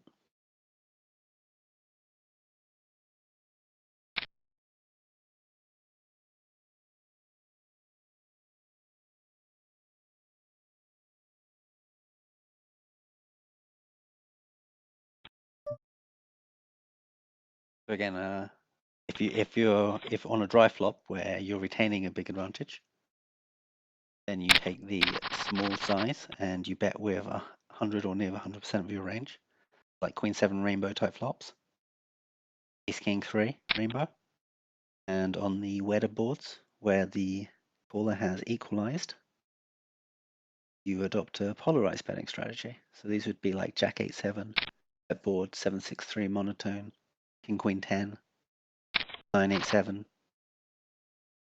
And if you're doing a polarized selective betting strategy, you bet 66%.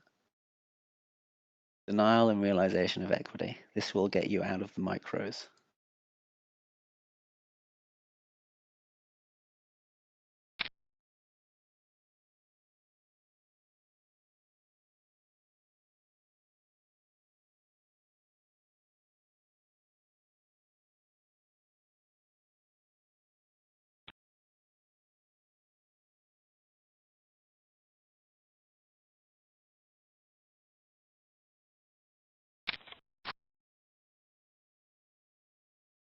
We might get a couple more knockouts here.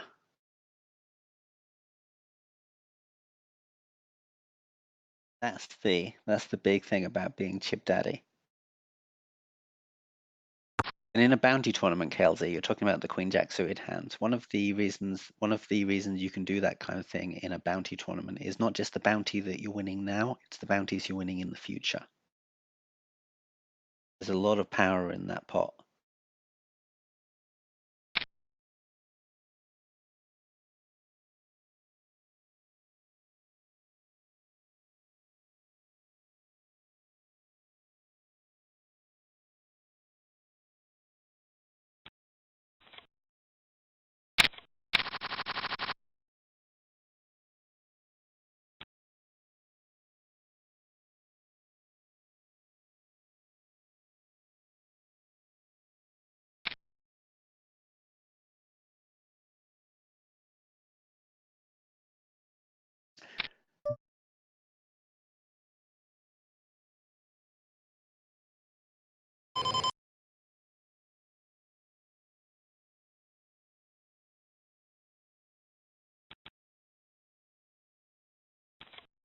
Yeah, that's okay.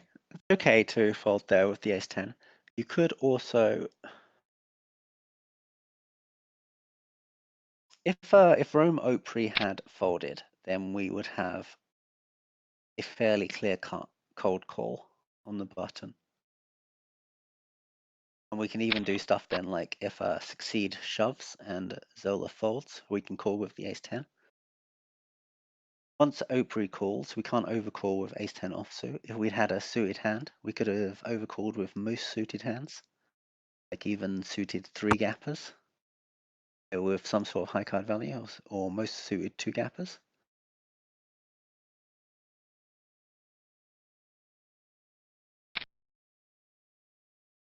Once Opry flat calls, his range is pretty wide. So if we aren't going to fold, we could have raised.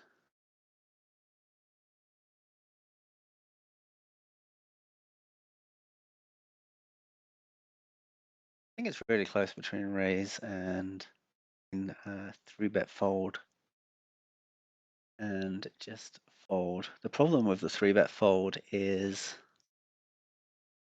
the sizing. Oh, the stack makes it really weird. Now we have should be a fairly standard min raise, but I think Rick's been going 2.5. 2.5 is fine. You pick a size and stick with it. The bigger your opening size, so anywhere between min raise and 3, an opening is probably fine. This is now an overcall. But anywhere between min raise and 3 is completely fine. But bear in mind that the smaller you raise, the more hands you should be raising. So the bigger the opening size you pick, that narrows your pre-flop range. And then we can let it go. This is I think PC mentioned something like this in chat earlier. It's the old like 2007 decleat type strategy. At the start of big tournaments like the Sunday Million, you just play a lot of hands cheaply. You can't take that to extremes here because we do only have 60 blinds and it is only like 40 blinds effective. Something like ace-2 there, ace-2 suited, where like Opry is not getting away from a smaller flush.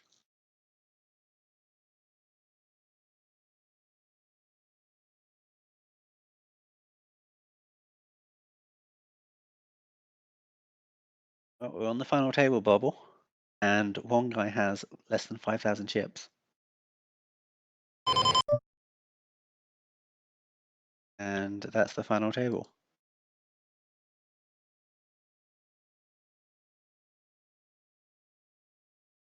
Rick is second in chips in the final table of the 500.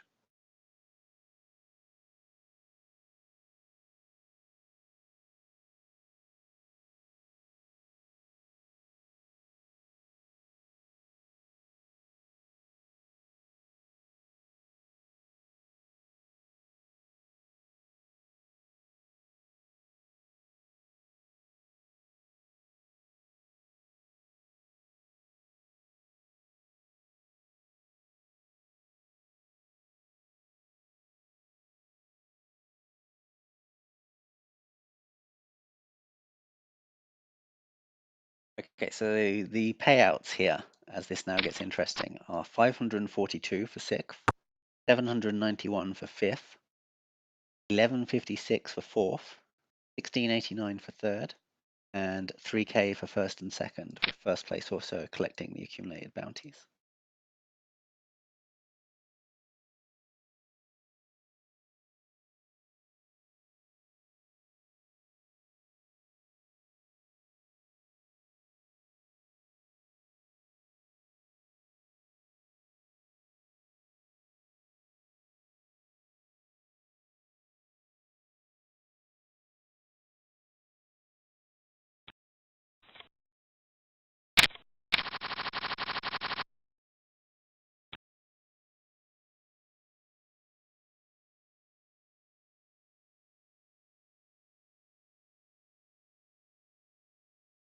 So the short stack is sitting out, which means he's going to be blinding out very shortly. There's going to be a mad rush after his bounty in a second, because he will be all in on the big blind when it gets to him.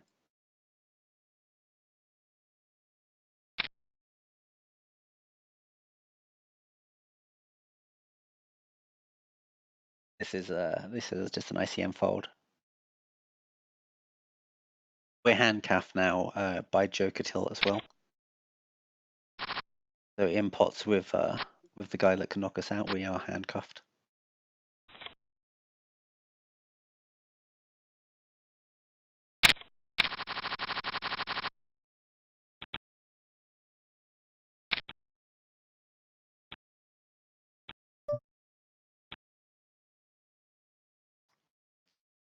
Just Smith says Hula has something here as he has not called for ages. I would be a little careful of that reasoning, especially in a higher stakes tournament.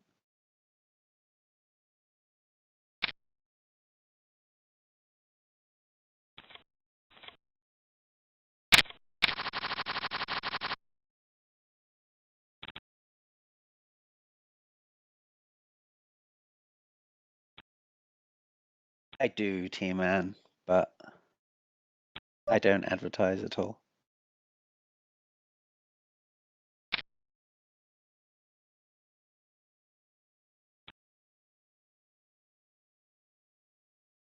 This is fine. This kind of situation is where I would quite like to see Rick reducing his open size so that we can start playing hands like this, like King 3 suited at. Okay, this is pretty good. This should be a check back, though. We'll see what Rick does.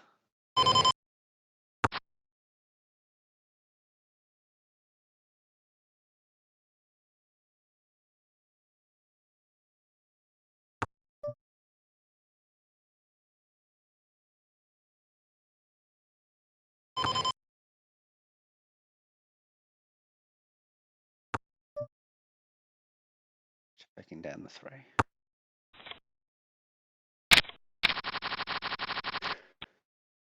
Okay, so what happens there is because we had the nut flush draw, we want flushes in our check range and our bet range. And you will generally want the strongest ones in your check range because we have showdown value. Like for instance, if we hadn't caught the 3 there, we would have still been chopping that pot.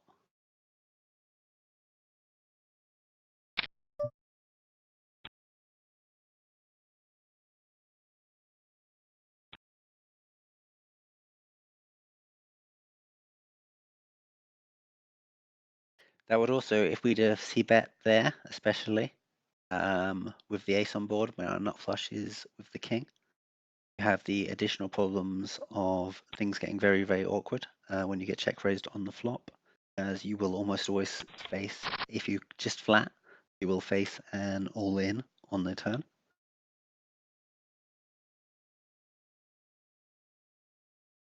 So we have the nut draw, we have a showdown value. There's no reason to bet, that just goes in our C2 hands. So what we would have been betting on that flop, so our C2 hands, our category 2 hands, that we check behind. We obviously check behind our rare, but we also check behind stuff with some marginal showdown value. And then we would bet the stuff that doesn't have showdown value, like the low flushes and the value, the sets and the top 2 type stuff.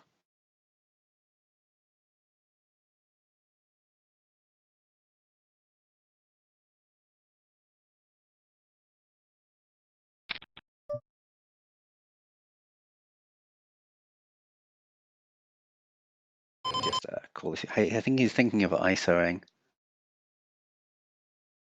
But I think I don't think we're strong enough. The problem is something like Zola. Zola probably isn't going to be shoving too wide here.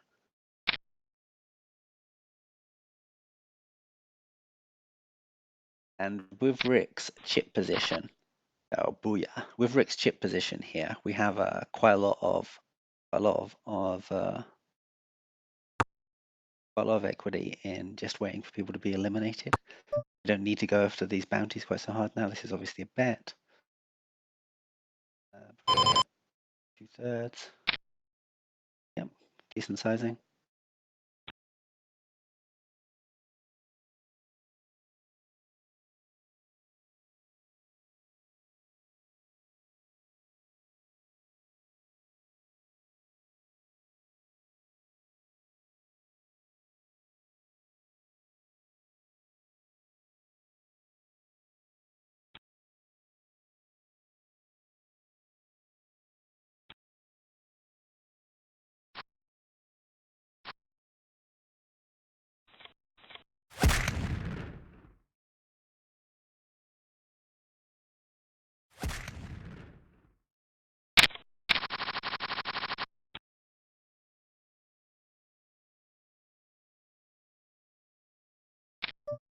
Now we are on the money bubble.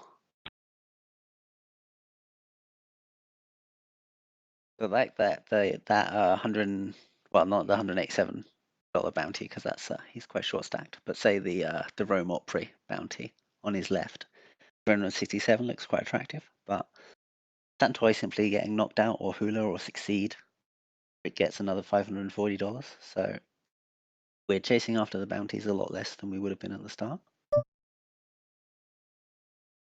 This should probably just be a fold.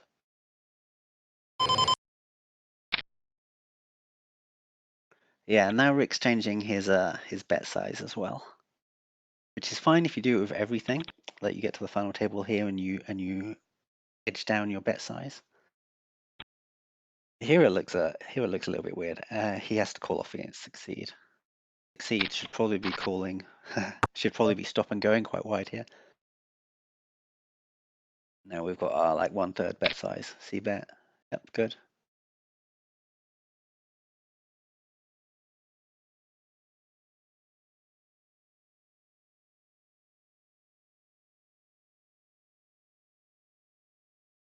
Pretty good flop for succeed. Depending how wide he's calling.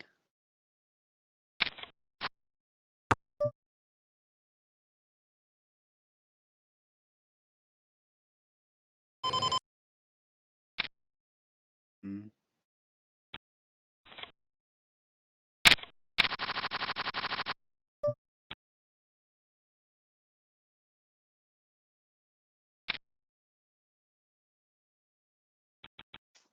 Okay, so on the turn there, the problem with the turn is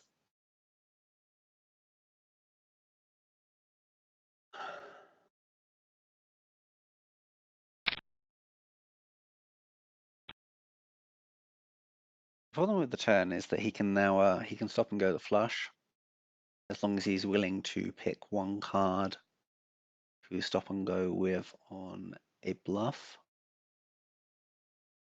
So we might, on that turn, we might need to either check behind the turn, trying to induce the shove,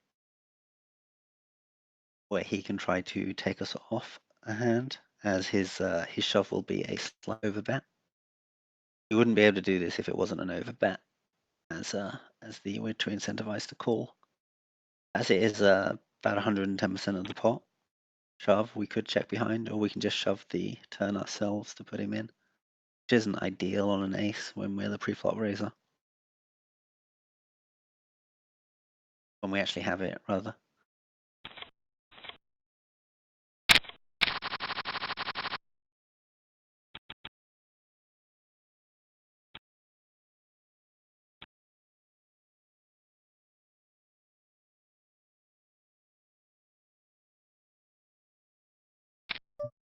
Oh, baby. And at 3-bet times. Ooh.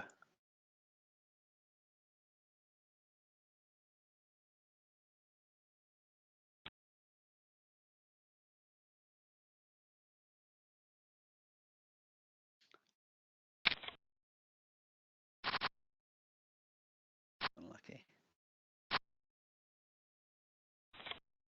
Okay, well, it's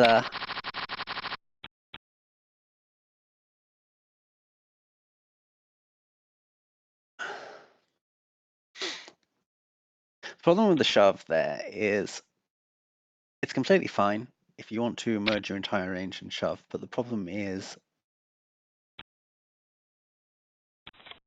that we do want to be doing that with ace king type stuff. We do want to be doing that with eights, nines, tens. But I think we would quite like a bluff range there as well. So when we shove aces there, what we're saying is that we no longer have a shove range. This is this to call off, unfortunately.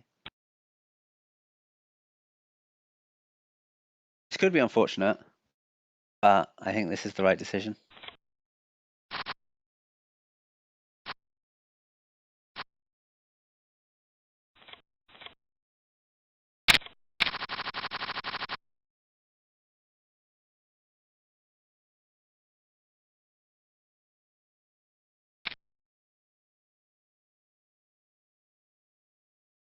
It gets most of his chips back.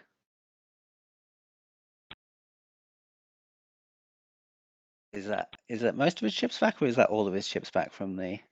That's not all of the chips back. He had 215. He got like half of his losses from the ace's hand back there, while flipping against this bounty.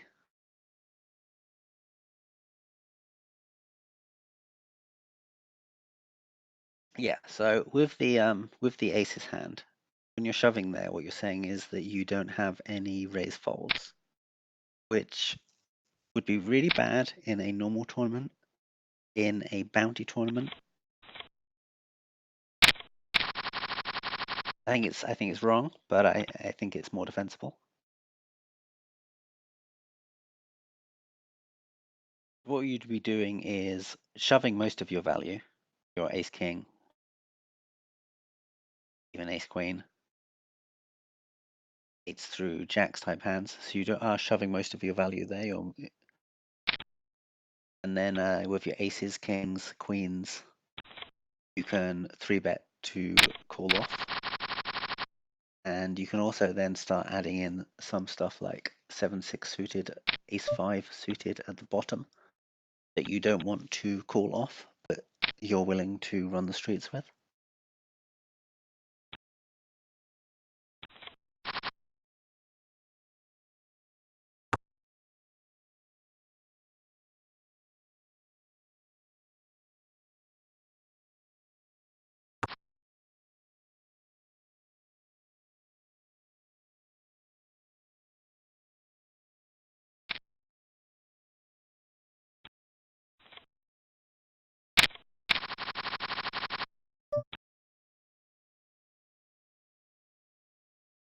So if you guys are looking for, we're getting towards the push fold stage of the tournament in a couple of levels. If you guys are looking to shore up your ranges there, well, I say there's an app called Snapshot. I don't know if it still exists. It was quite good a few years ago. Had a reasonably solid shoving ranges. For practical purposes, there's a Google sheet from Jennifer. You just Google Jennifer's push fold ranges, you'll be able to find that Google sheet. That works pretty well for practical ranges. But it will have your entire range there listed, and generally the way you want to use it is above about 9 big blinds. You're going to want to take the very top of that range and the very bottom of that range and not shove them, but min raise them instead. Raise calling the top of the range and raise folding the very bottom of it, while just simply shoving the 80% or so in the middle. And that will be more profitable than simply shoving that entire range.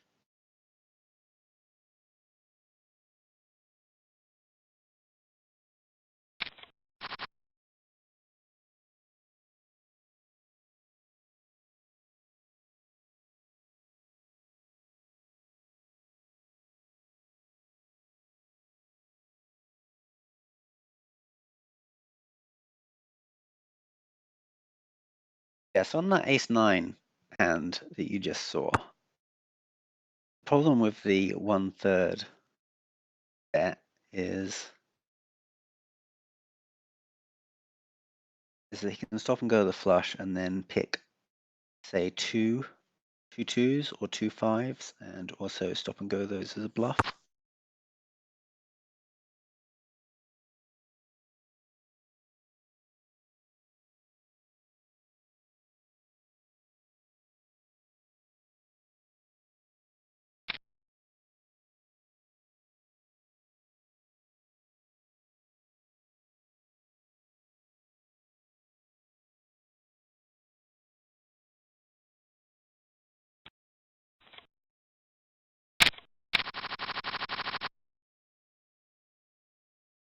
If you're talking about the ace-9 hand KLZ, then yeah, you're correct.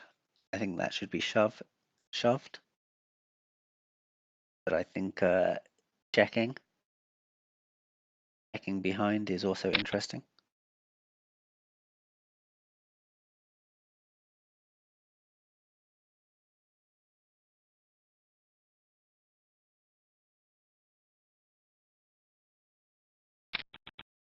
But you won't hear this for 7 minutes now. But the comment I'm referring to is where you say he has to overbet the turn there.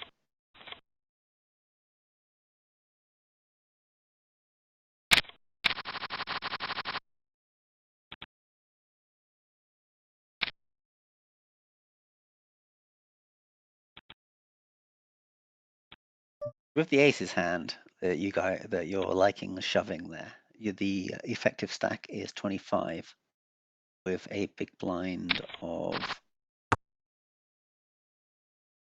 35. I think we do want a bluff range, so I think we raise to a 22, 23 with aces and ace 5 suited.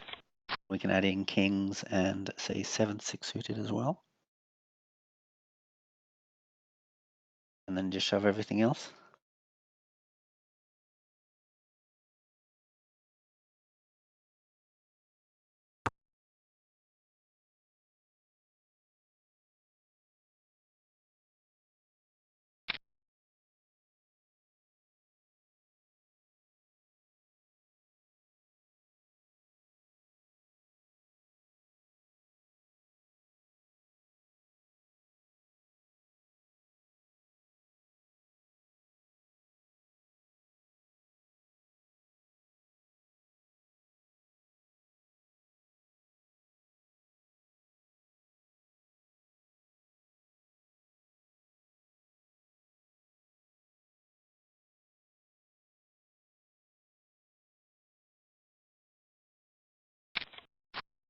With the nines hand, if you're not liking it very much, then you need to remember that the ranges are being opened up by the bounties. And yes, there are. It's a terrible spot ICM wise. But there's a lot of power in the pot when we win it.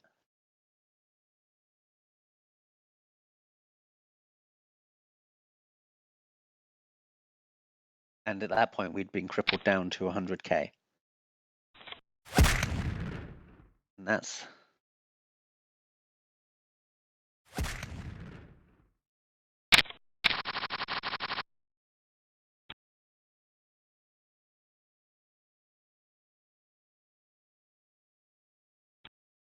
seven. 7 with Fleur Herve. We're going to see Fleur Herve. Notice that he's earned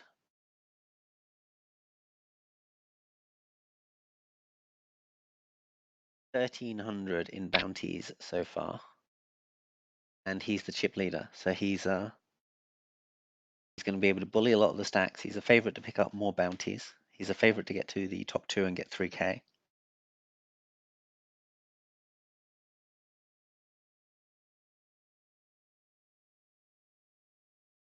And this is what something like that nines hand gives us, where we're a huge favorite over the ranges. I know that you're having ICM concerns about it, Kelsey.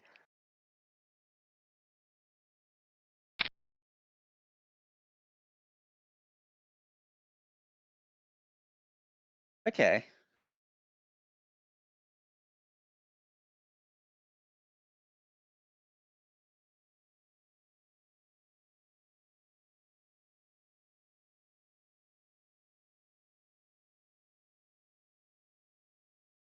Is there any value to this with the queens than just simply shoving? Like, I'm guessing that what Rick's aiming for here is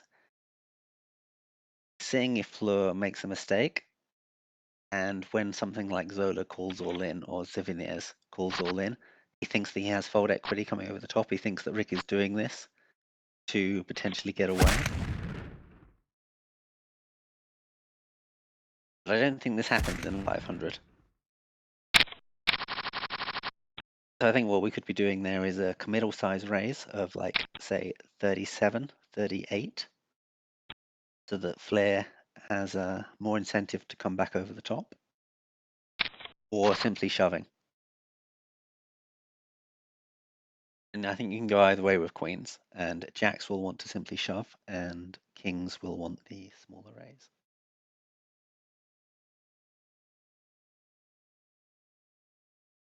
So Rick has 875 of bounties and guaranteed 542. But he's also in second place.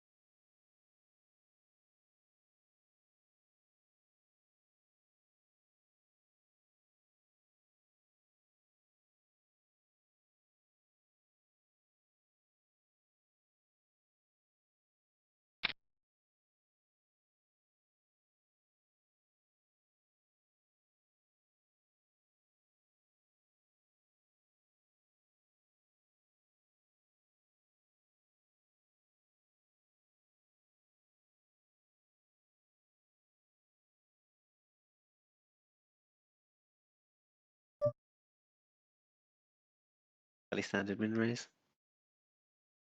Okay, I think this is a fairly good sizing for this stage of the tournament.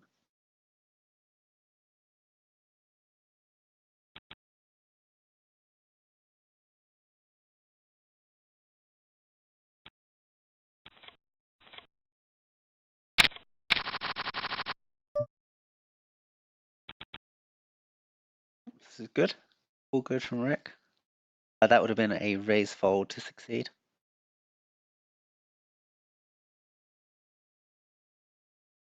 But you're not losing very much by calling. So if Rick did want to call that off, he wouldn't be losing very much CEV wise, but I think it would be a fairly significant ICM error to have done that. He's an excellent shot to move into the top 3 or 4 at the moment.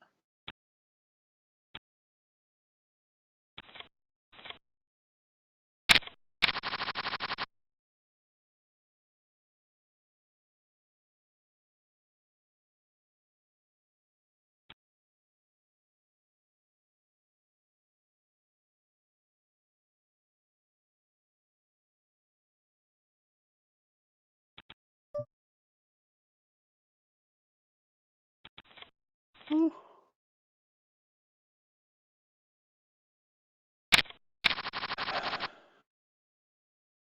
Very disciplined from Rick. Rick's thinking about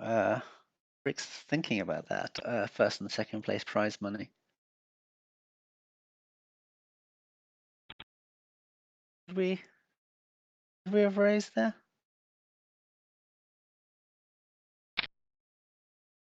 We've called it off with a 7-3 suited. This is a $300 bounty instead of 125, so it's 250%. Pretty close.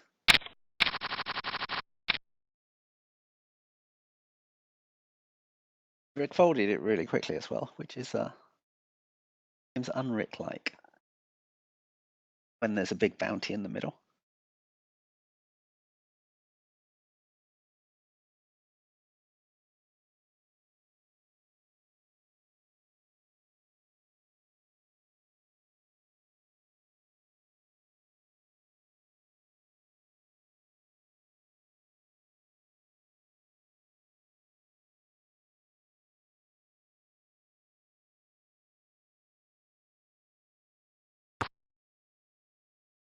Okay, so I guess what happens is Rick ends up winning this tournament and then starts playing the $500 every night.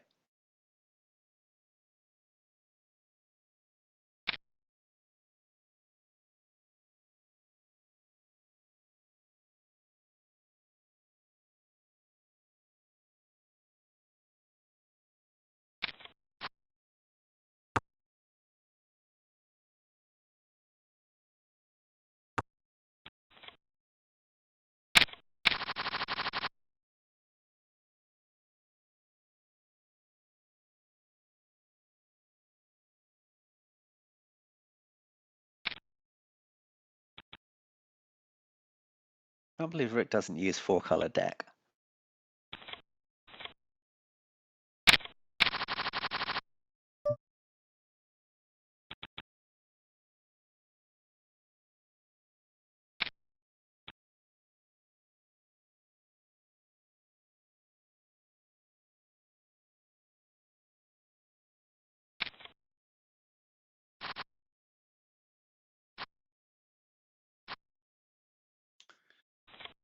This is good for Rick. We want this guy to survive.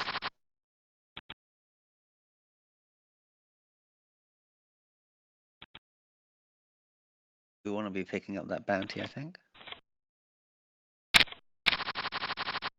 Rather than the...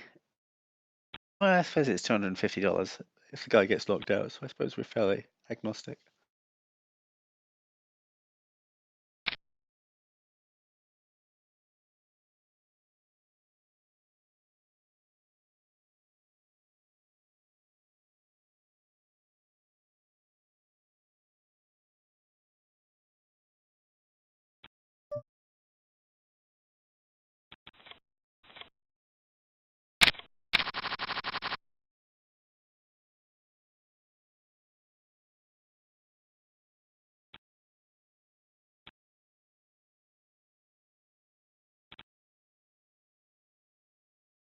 Seeing the chat flying by on the queen's hand, there is no circumstances under which that queens would be folded.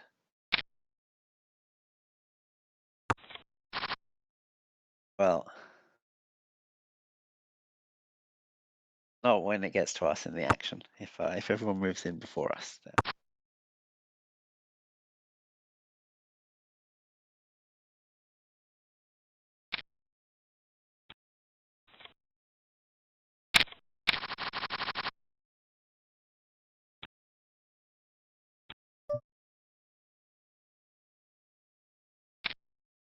Good.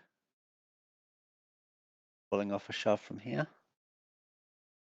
From Santoy. Not sure about these. I think it's an easy fold against the Venaz. Okay. Lower could be interesting.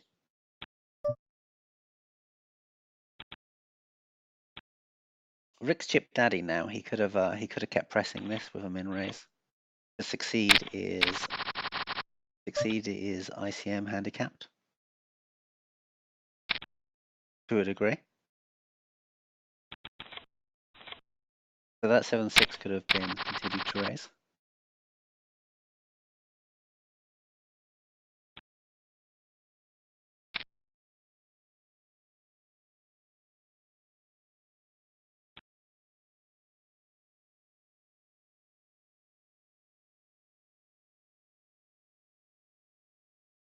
If this folds to Rick with the 9-8 offsuit, it should be an almost automatic call.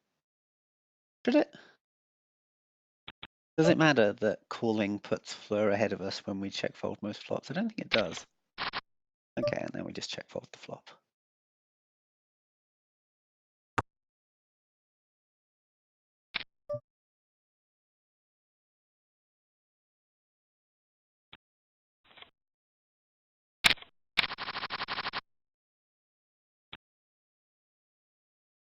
With the 2-2-3 flop there, if you're thinking, oh, but we've got 2 overcards, we can float that flop out of position.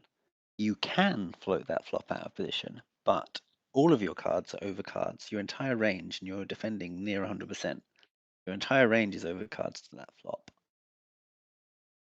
You need to be letting go the lower part of your range. So if you do float that flop, you need to be willing to run a massive bluff on later streets.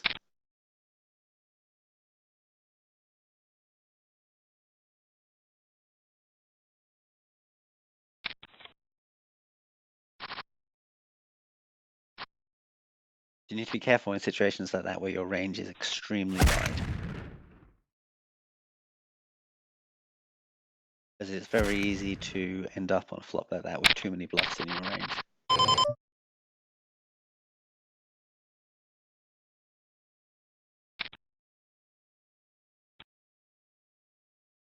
Easy call off if Santoy shoves.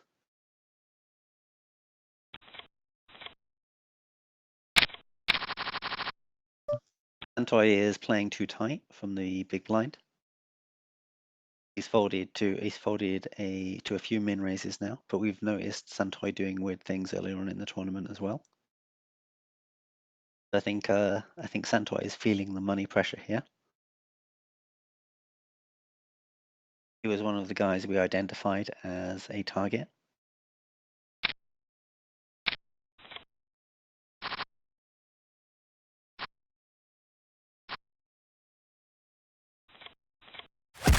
This is pretty good for us. I think we want Santoy in the tournament. I think the way we win this tournament, or we really get max value out of this tournament, is going three-handed with Santoy.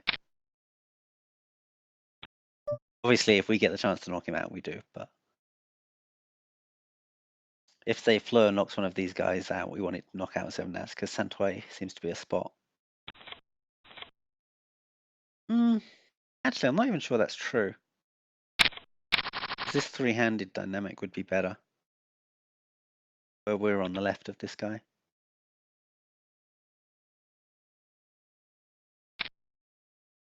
Yeah, we're probably agnostic.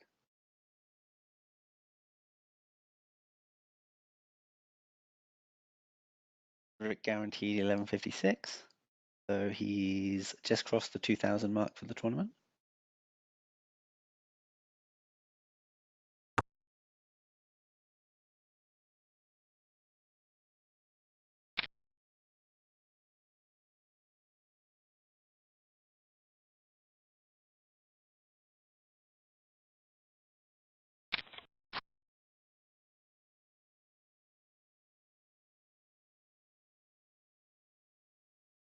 Yes, Kelsey.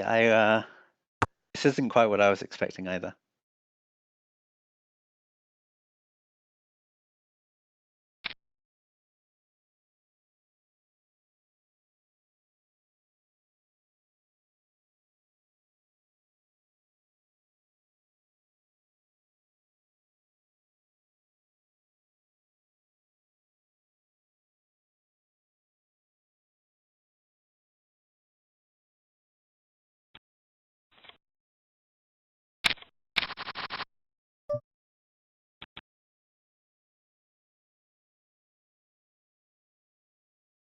I don't think, from what we've seen, I don't think Rick is being outclassed in this field at all. There were a couple of dodgy spots earlier, but the worst hand was the 5-4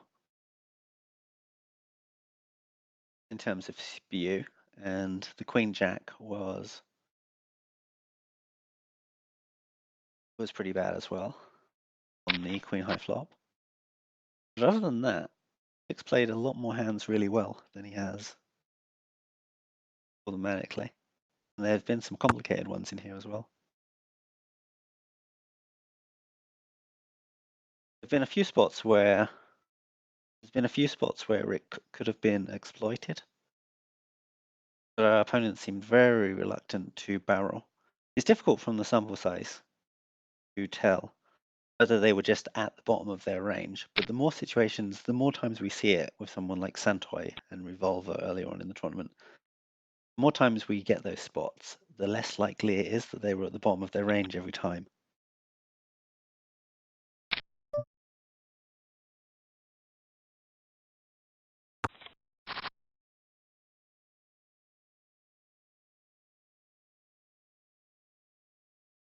I mean, this is just a standard type thing. We min bet if he checks, and we fold if he bets.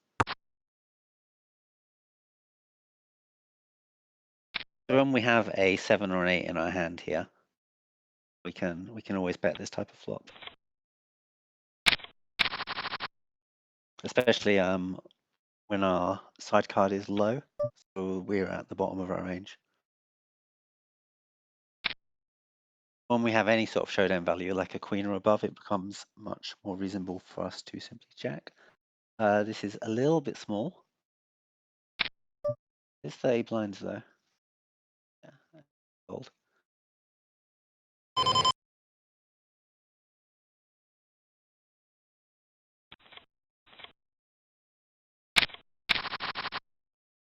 So if we are going to raise here, I'd like to see a 3x raise from the small blind. But when you're above 20 big blinds in a situation like this, you can simply flat everything you want to play. That includes flatting aces.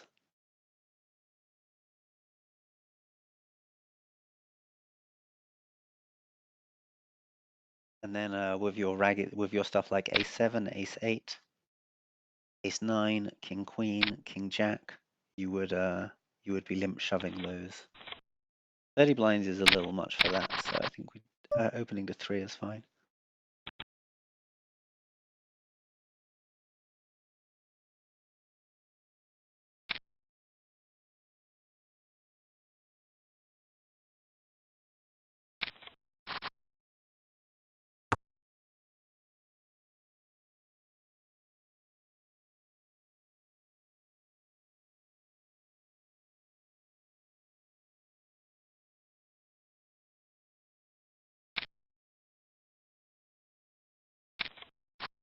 That's the trap, KLZ, on the 2-2-3 board. You have to remember your entire range.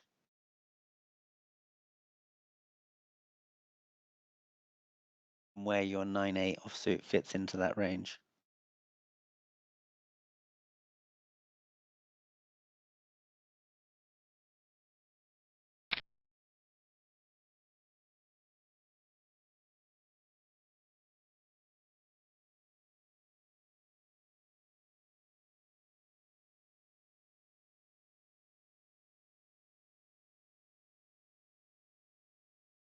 We have better bluff candidates from the bottom of our range because we have smaller hands because we've defended 100%. Pretty close to. So we're going to have a lot of smaller ranges, smaller hands than the 9-8. And we have bigger hands as well.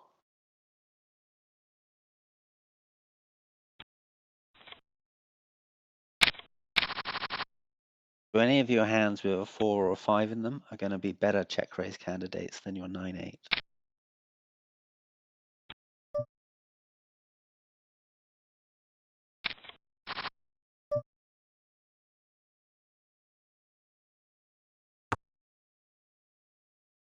Maybe an interesting one.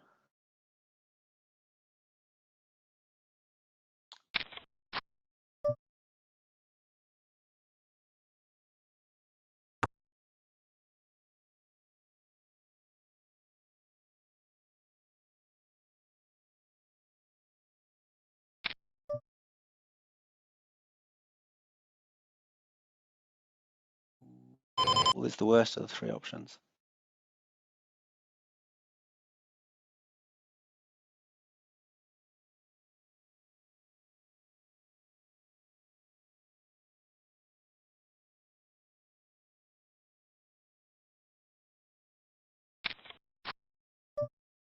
Jesus Christ.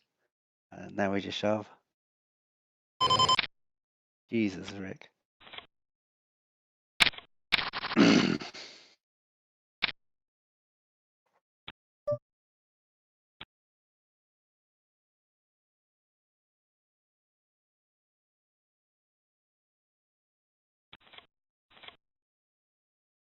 Okay, so you can just fold to that size, or you can just shove, or you can shove over the top of it, and I think they're really close.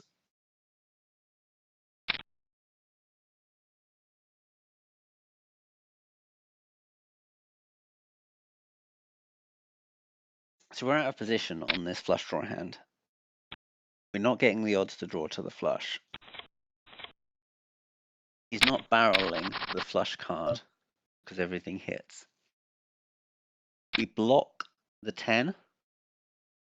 So the jack is also a made hand for us, where we have a very similar type of situation. And the 10, and we're blocking what would be a scare card shove with the 10. It's, yeah, I dislike that strongly. But we won a big pot. Well, big-ish pot. What is it? 25,000? 80,000? And Chip Daddy again.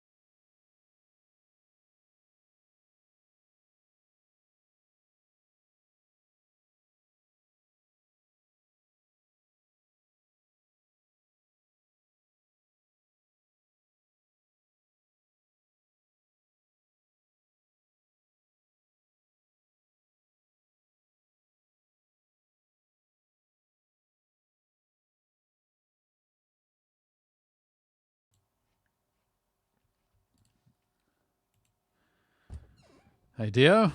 Somebody else isn't ready, so how are we doing? Feeling good, buddy?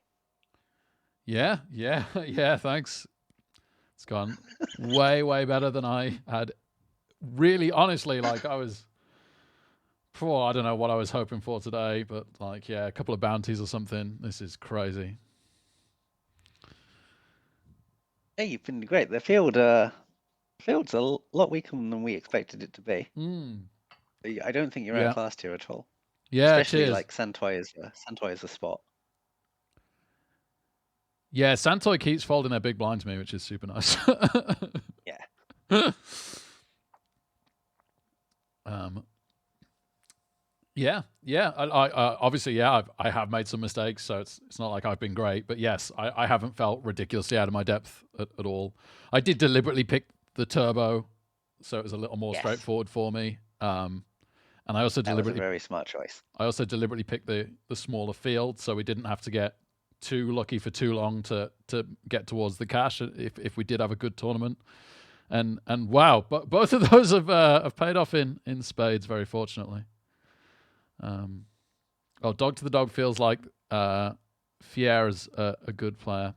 They were quite disciplined earlier because they kept raising and folding to three bets, and in the end they just stopped raising and picked their spots, and then that actually worked out really, really well for them. So yeah, I did notice that. Yeah, it's gonna be an interesting final table. Yeah, I mean, this could go anywhere from here, right? With these stacks, it's more or less obviously with chip leader, which is nice, but it's more or less even. We could go out and forth easily. We could take it down. Who knows? Absolutely, who knows? Yeah, I mean the effective stack is only like 32 blinds now. So I mean your chip daddy is effective stack 32 blinds. It's difficult for you to go too wrong. Yeah. So yeah, we'll just see what may. Yep. Just remember to be raising Santoy's blind. Yeah, I'm sure yeah. you're on it. I might have to fold occasionally. He might pick up on it. Yeah. Okay. Brilliant. Right. 10 seconds. So I'll see you on the other side again. Can't believe we're still Good saying luck, that. buddy. Thank you, Dio.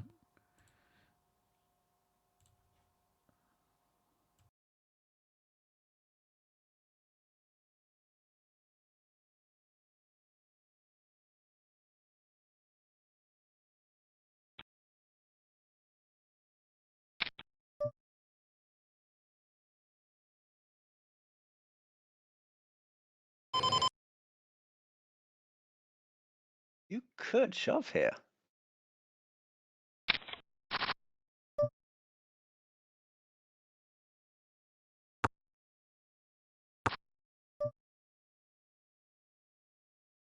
I mean, we're just checking down at this point, but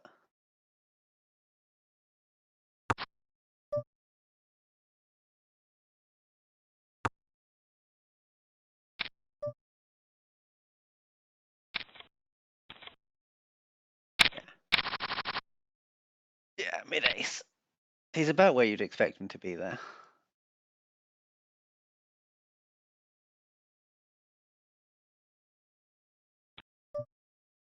He checks behind on the flop because he's way ahead or way behind.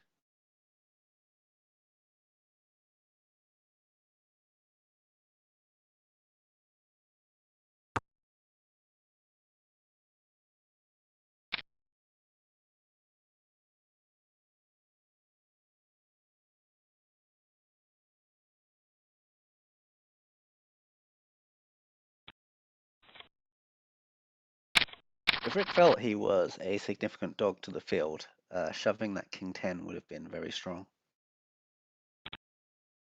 So the fact that he just he took the flop with it. Remember that we're taking the flop with almost our entire range there. So we're folding 7 deuce probably. We might be folding 8-3 offsuit. We're only folding the 7 deuce offsuit as well. What else can we be folding? Maybe like 9 deuce, ace deuce. If we're folding much more than that, we're probably getting ourselves into trouble. Maybe we can fold up to 9-4. The king 10, but either way, I mean king 10 is quite high up in our range, and our opponent has a very wide opening range on the button there. Plus King 10 has lots of value against the hands that will call, and we're grabbing that 870 value, while being then chip daddy against the weaker Santoi, with Zenaz effectively handicapped if we do get to knock out Flare there. I think he would have called the ace-8. Ace-8 would be a standard call there in his spot. A7 is where you start thinking about folding.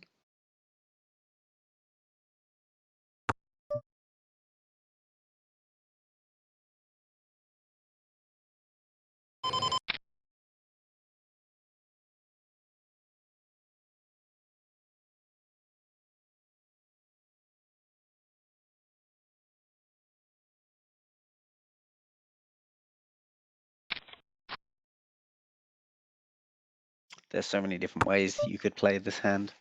It's difficult with Santoi here. You probably better about.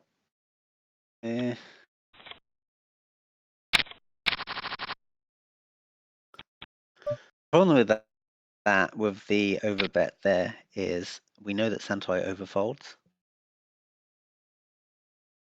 I would have liked to see something like 50,000. If you bet about a quarter of his remaining stack. I get this. We're in a very similar situation before. These are kind of the weak donks that Rick does that aren't great. As the King 9 should naturally be in the check range, and now we've narrowed our opponent's range. This becomes a bit awkward.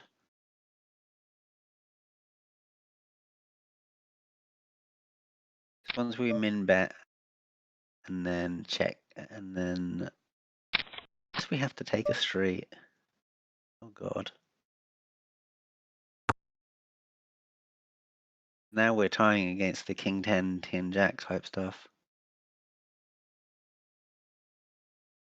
We never have an ace here. If he shoves, this is going to be really awkward. Okay, well this is this is the world's easiest call. What just happened there? Okay, Rick did call. Okay, I had a bit of a graphical glitch because it looked on my screen like Rick had raised that river.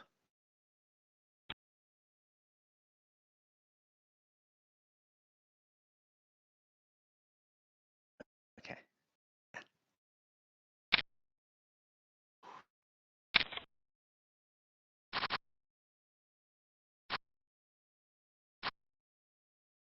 This is perfect for us.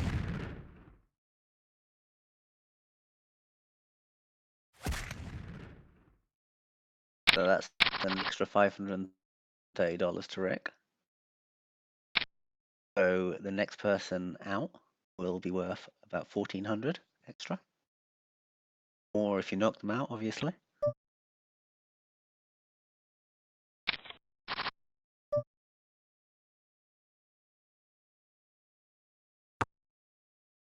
You could start mixing in some check raises with this.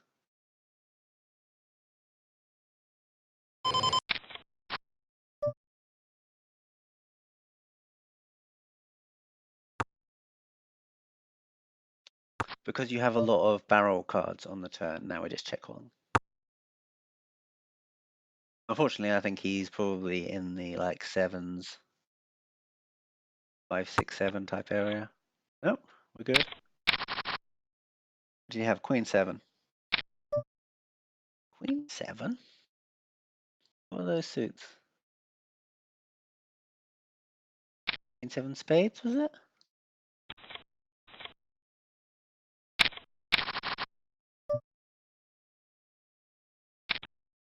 As long as he's not doing it with all 3 suited cards, I guess that's fine. Does have the backdoor flush.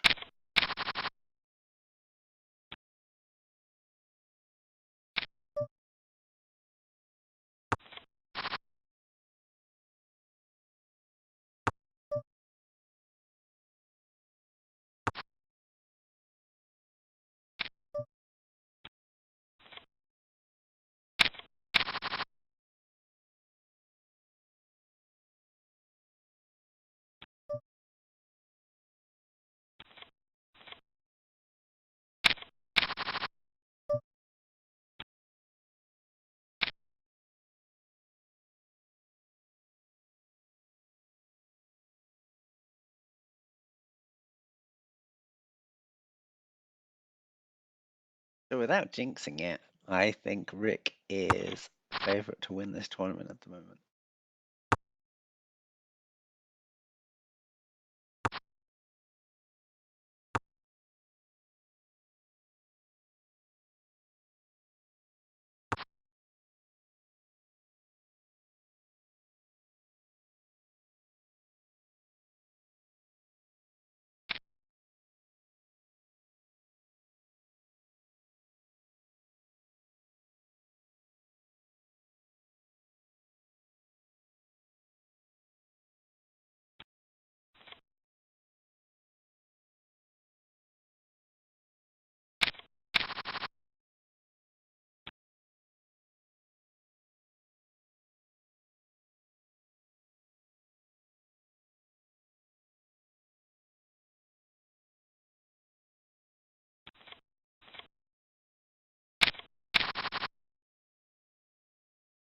Imagine being in this spot and having the players this way round.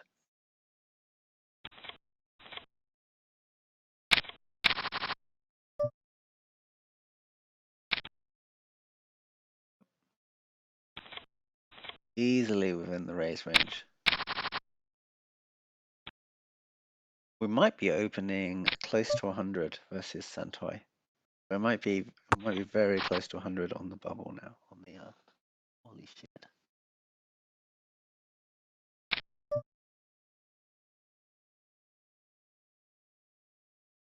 I think Rick might raise, but I think that's a mistake. Because when we get it in versus Santoy here, we're not in that exciting a shape. Our hand plays outstandingly as a cooldown, and we keep all the bluffs in his range.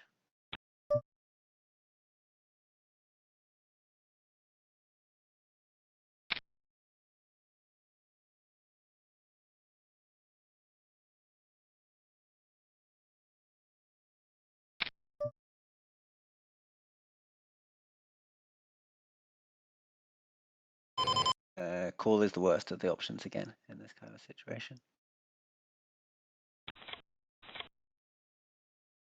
If you want to 4-bet over the top, that's fine, but ace-6 is probably the worst hand you can do it with. Like ace-5 would be a shove. Ace-8, I think you can shove there, and ace-6, 7 is a fold. You want to tighten it up a little and only shove from ace-10 and ace-5. Seems completely fine.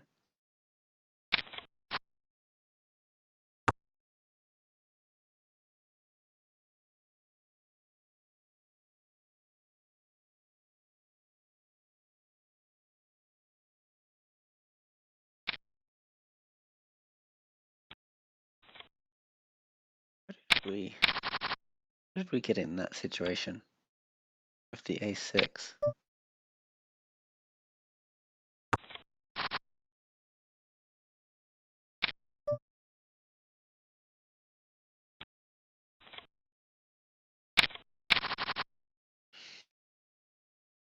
I think that's completely fine for the fold from the rig, but remember we do have to have some sort of bluff range there, and it should be a fairly wide bluff range. Yeah, this is. Now we do now we do the same thing we did before where we didn't have a hand. Yep, this seems fine. Might even check it to him here. Let him barrel it off.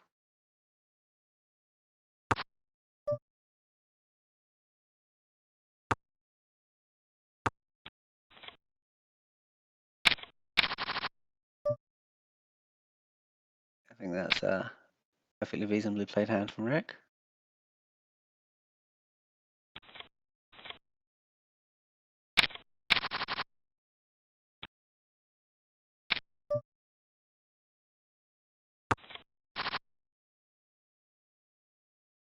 And he had the king 4 of clubs. So he did the similar thing. And then just took a showdown value. Most of his range he won't have the showdown value there though. Yeah, I think Rick played that well against his range.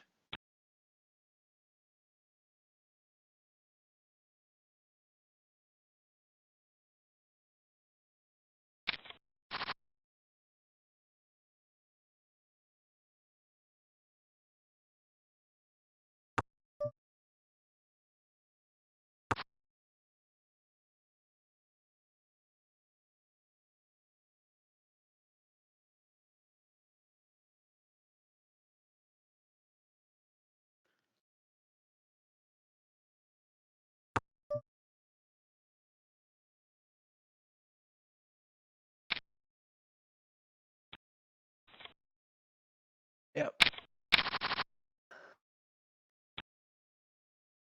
I mean, it's a little wide from us, but we can be wide against Santoi. So this is exploitative. This is very exploitative against Santoi.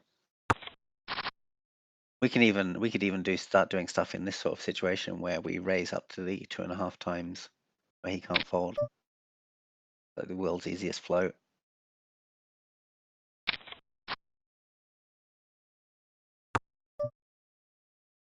Probably bet as long as we're willing to barrel.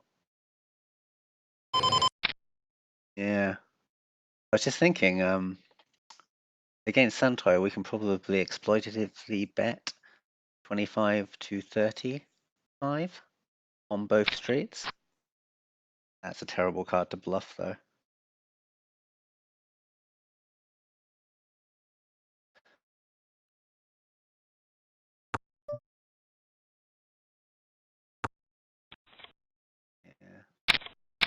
Yeah. The pairing the board is bad for us, but we can bluff everything else and probably barrel again. It's fine. At least we weren't too far out of range then. If we are going to bluff the river, we want our worst hand, and we're also going to have 7/8s there, in addition to the 7/9s. So we would bluff the 7/8 instead.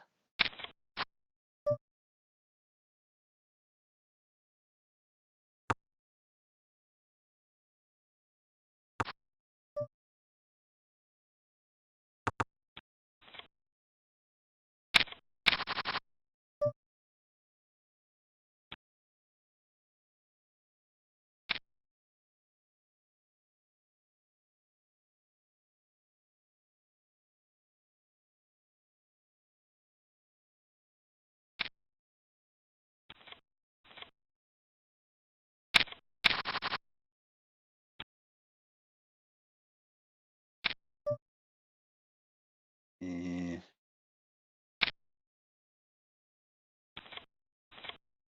Yeah.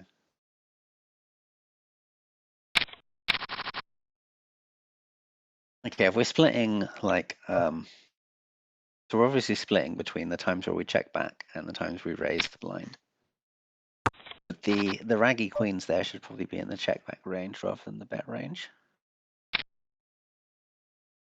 as we have better hands both for value and for potential semi bluffs in the.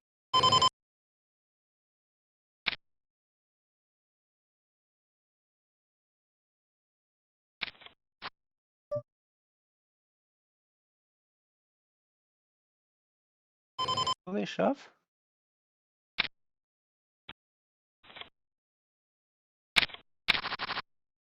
If Fleur has any sort of showdown value, he's not risking that. He knows with his bounty he doesn't have any fold equity really. Why? It's wrong to say he doesn't have any fold equity. He knows he doesn't have much fold equity. The world's easiest call. Even against Santoi? Yeah, probably even against Santoi.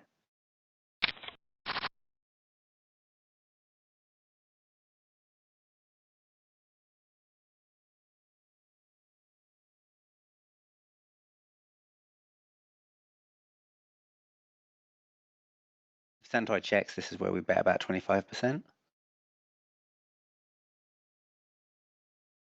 which we would be doing with our entire range. In this spot with the monotone flop, and now we can raise this a little. Maybe 80, 78, 75 type stuff is where I'd be looking to go for. Yep, it's good. Good sizing.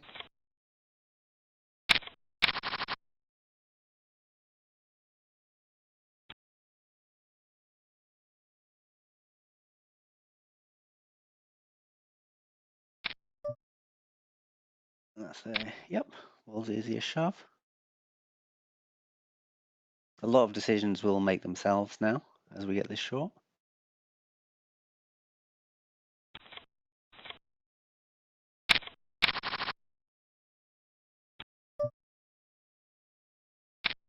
Yep.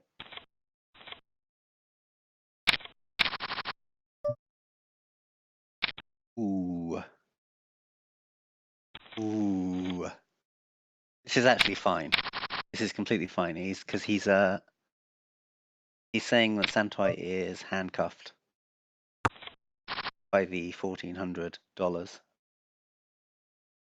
and he doesn't want to give a situation where he like min raises, Fleur shoves in, and then Santoy comes over the top.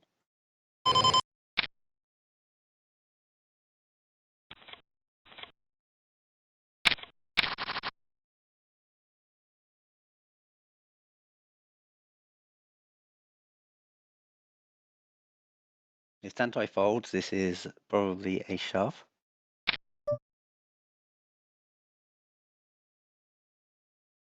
This might be one of the few hands we can let go. Would shoving be awful? If we're shoving 100. How much do I hate this? I don't hate it.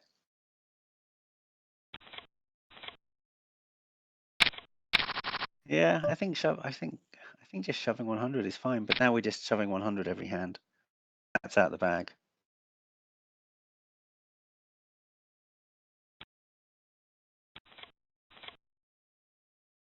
I think Santoy will let us do it as well.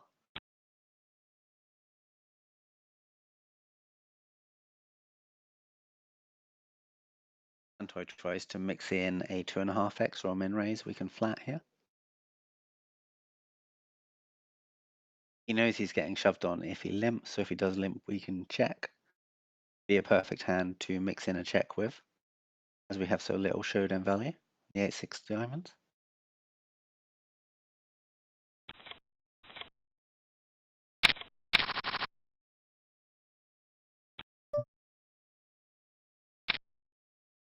Bang, bang.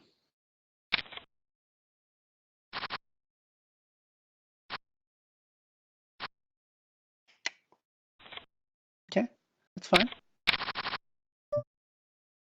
We don't get that 870 this time, but we're still all good.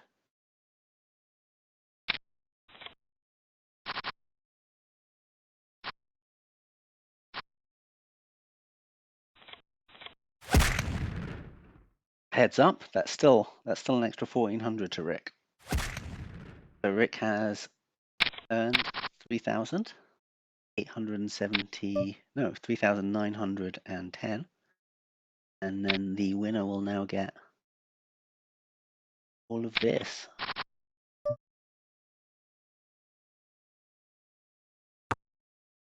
Which is the displayed bounties plus the hidden part.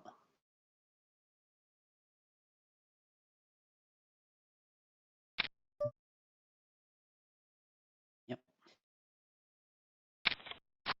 Outstanding category 2, check call.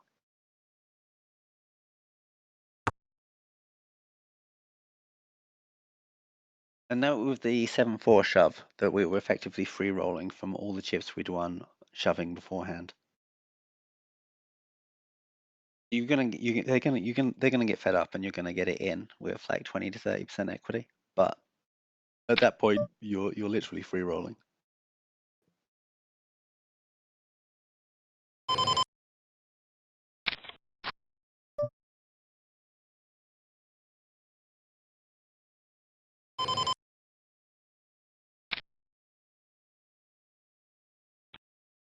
Yep. Very, very good from Rick.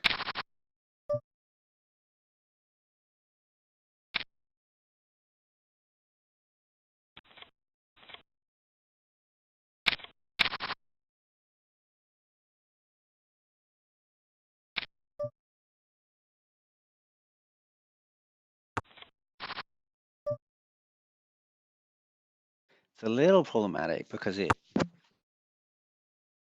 so hard for us to actually have it there, but against this opponent specifically,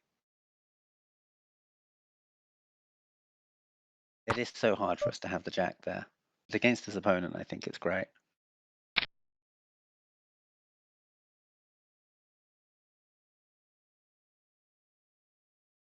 Not balanced, it doesn't make oodles of sense, but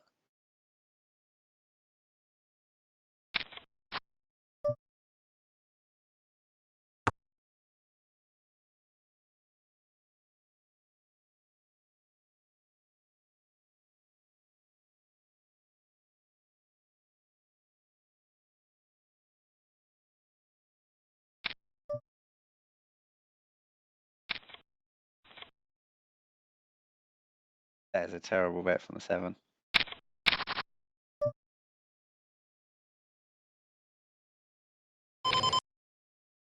Why are we limping?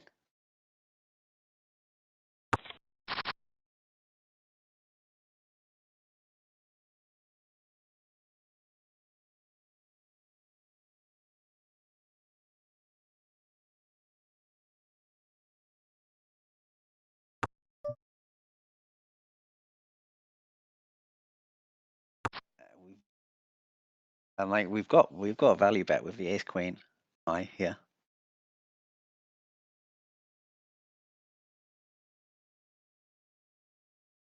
We can just shove every. This is again one of those situations now where it should just be a shove pre-flop. Now where are we at? This is kind of problematic. Yeah, we shove it in now because we've got the diamond.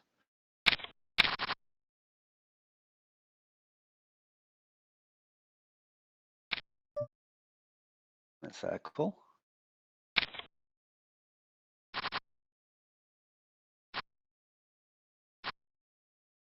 And that's the tournament. Rick wins $6,860 ish.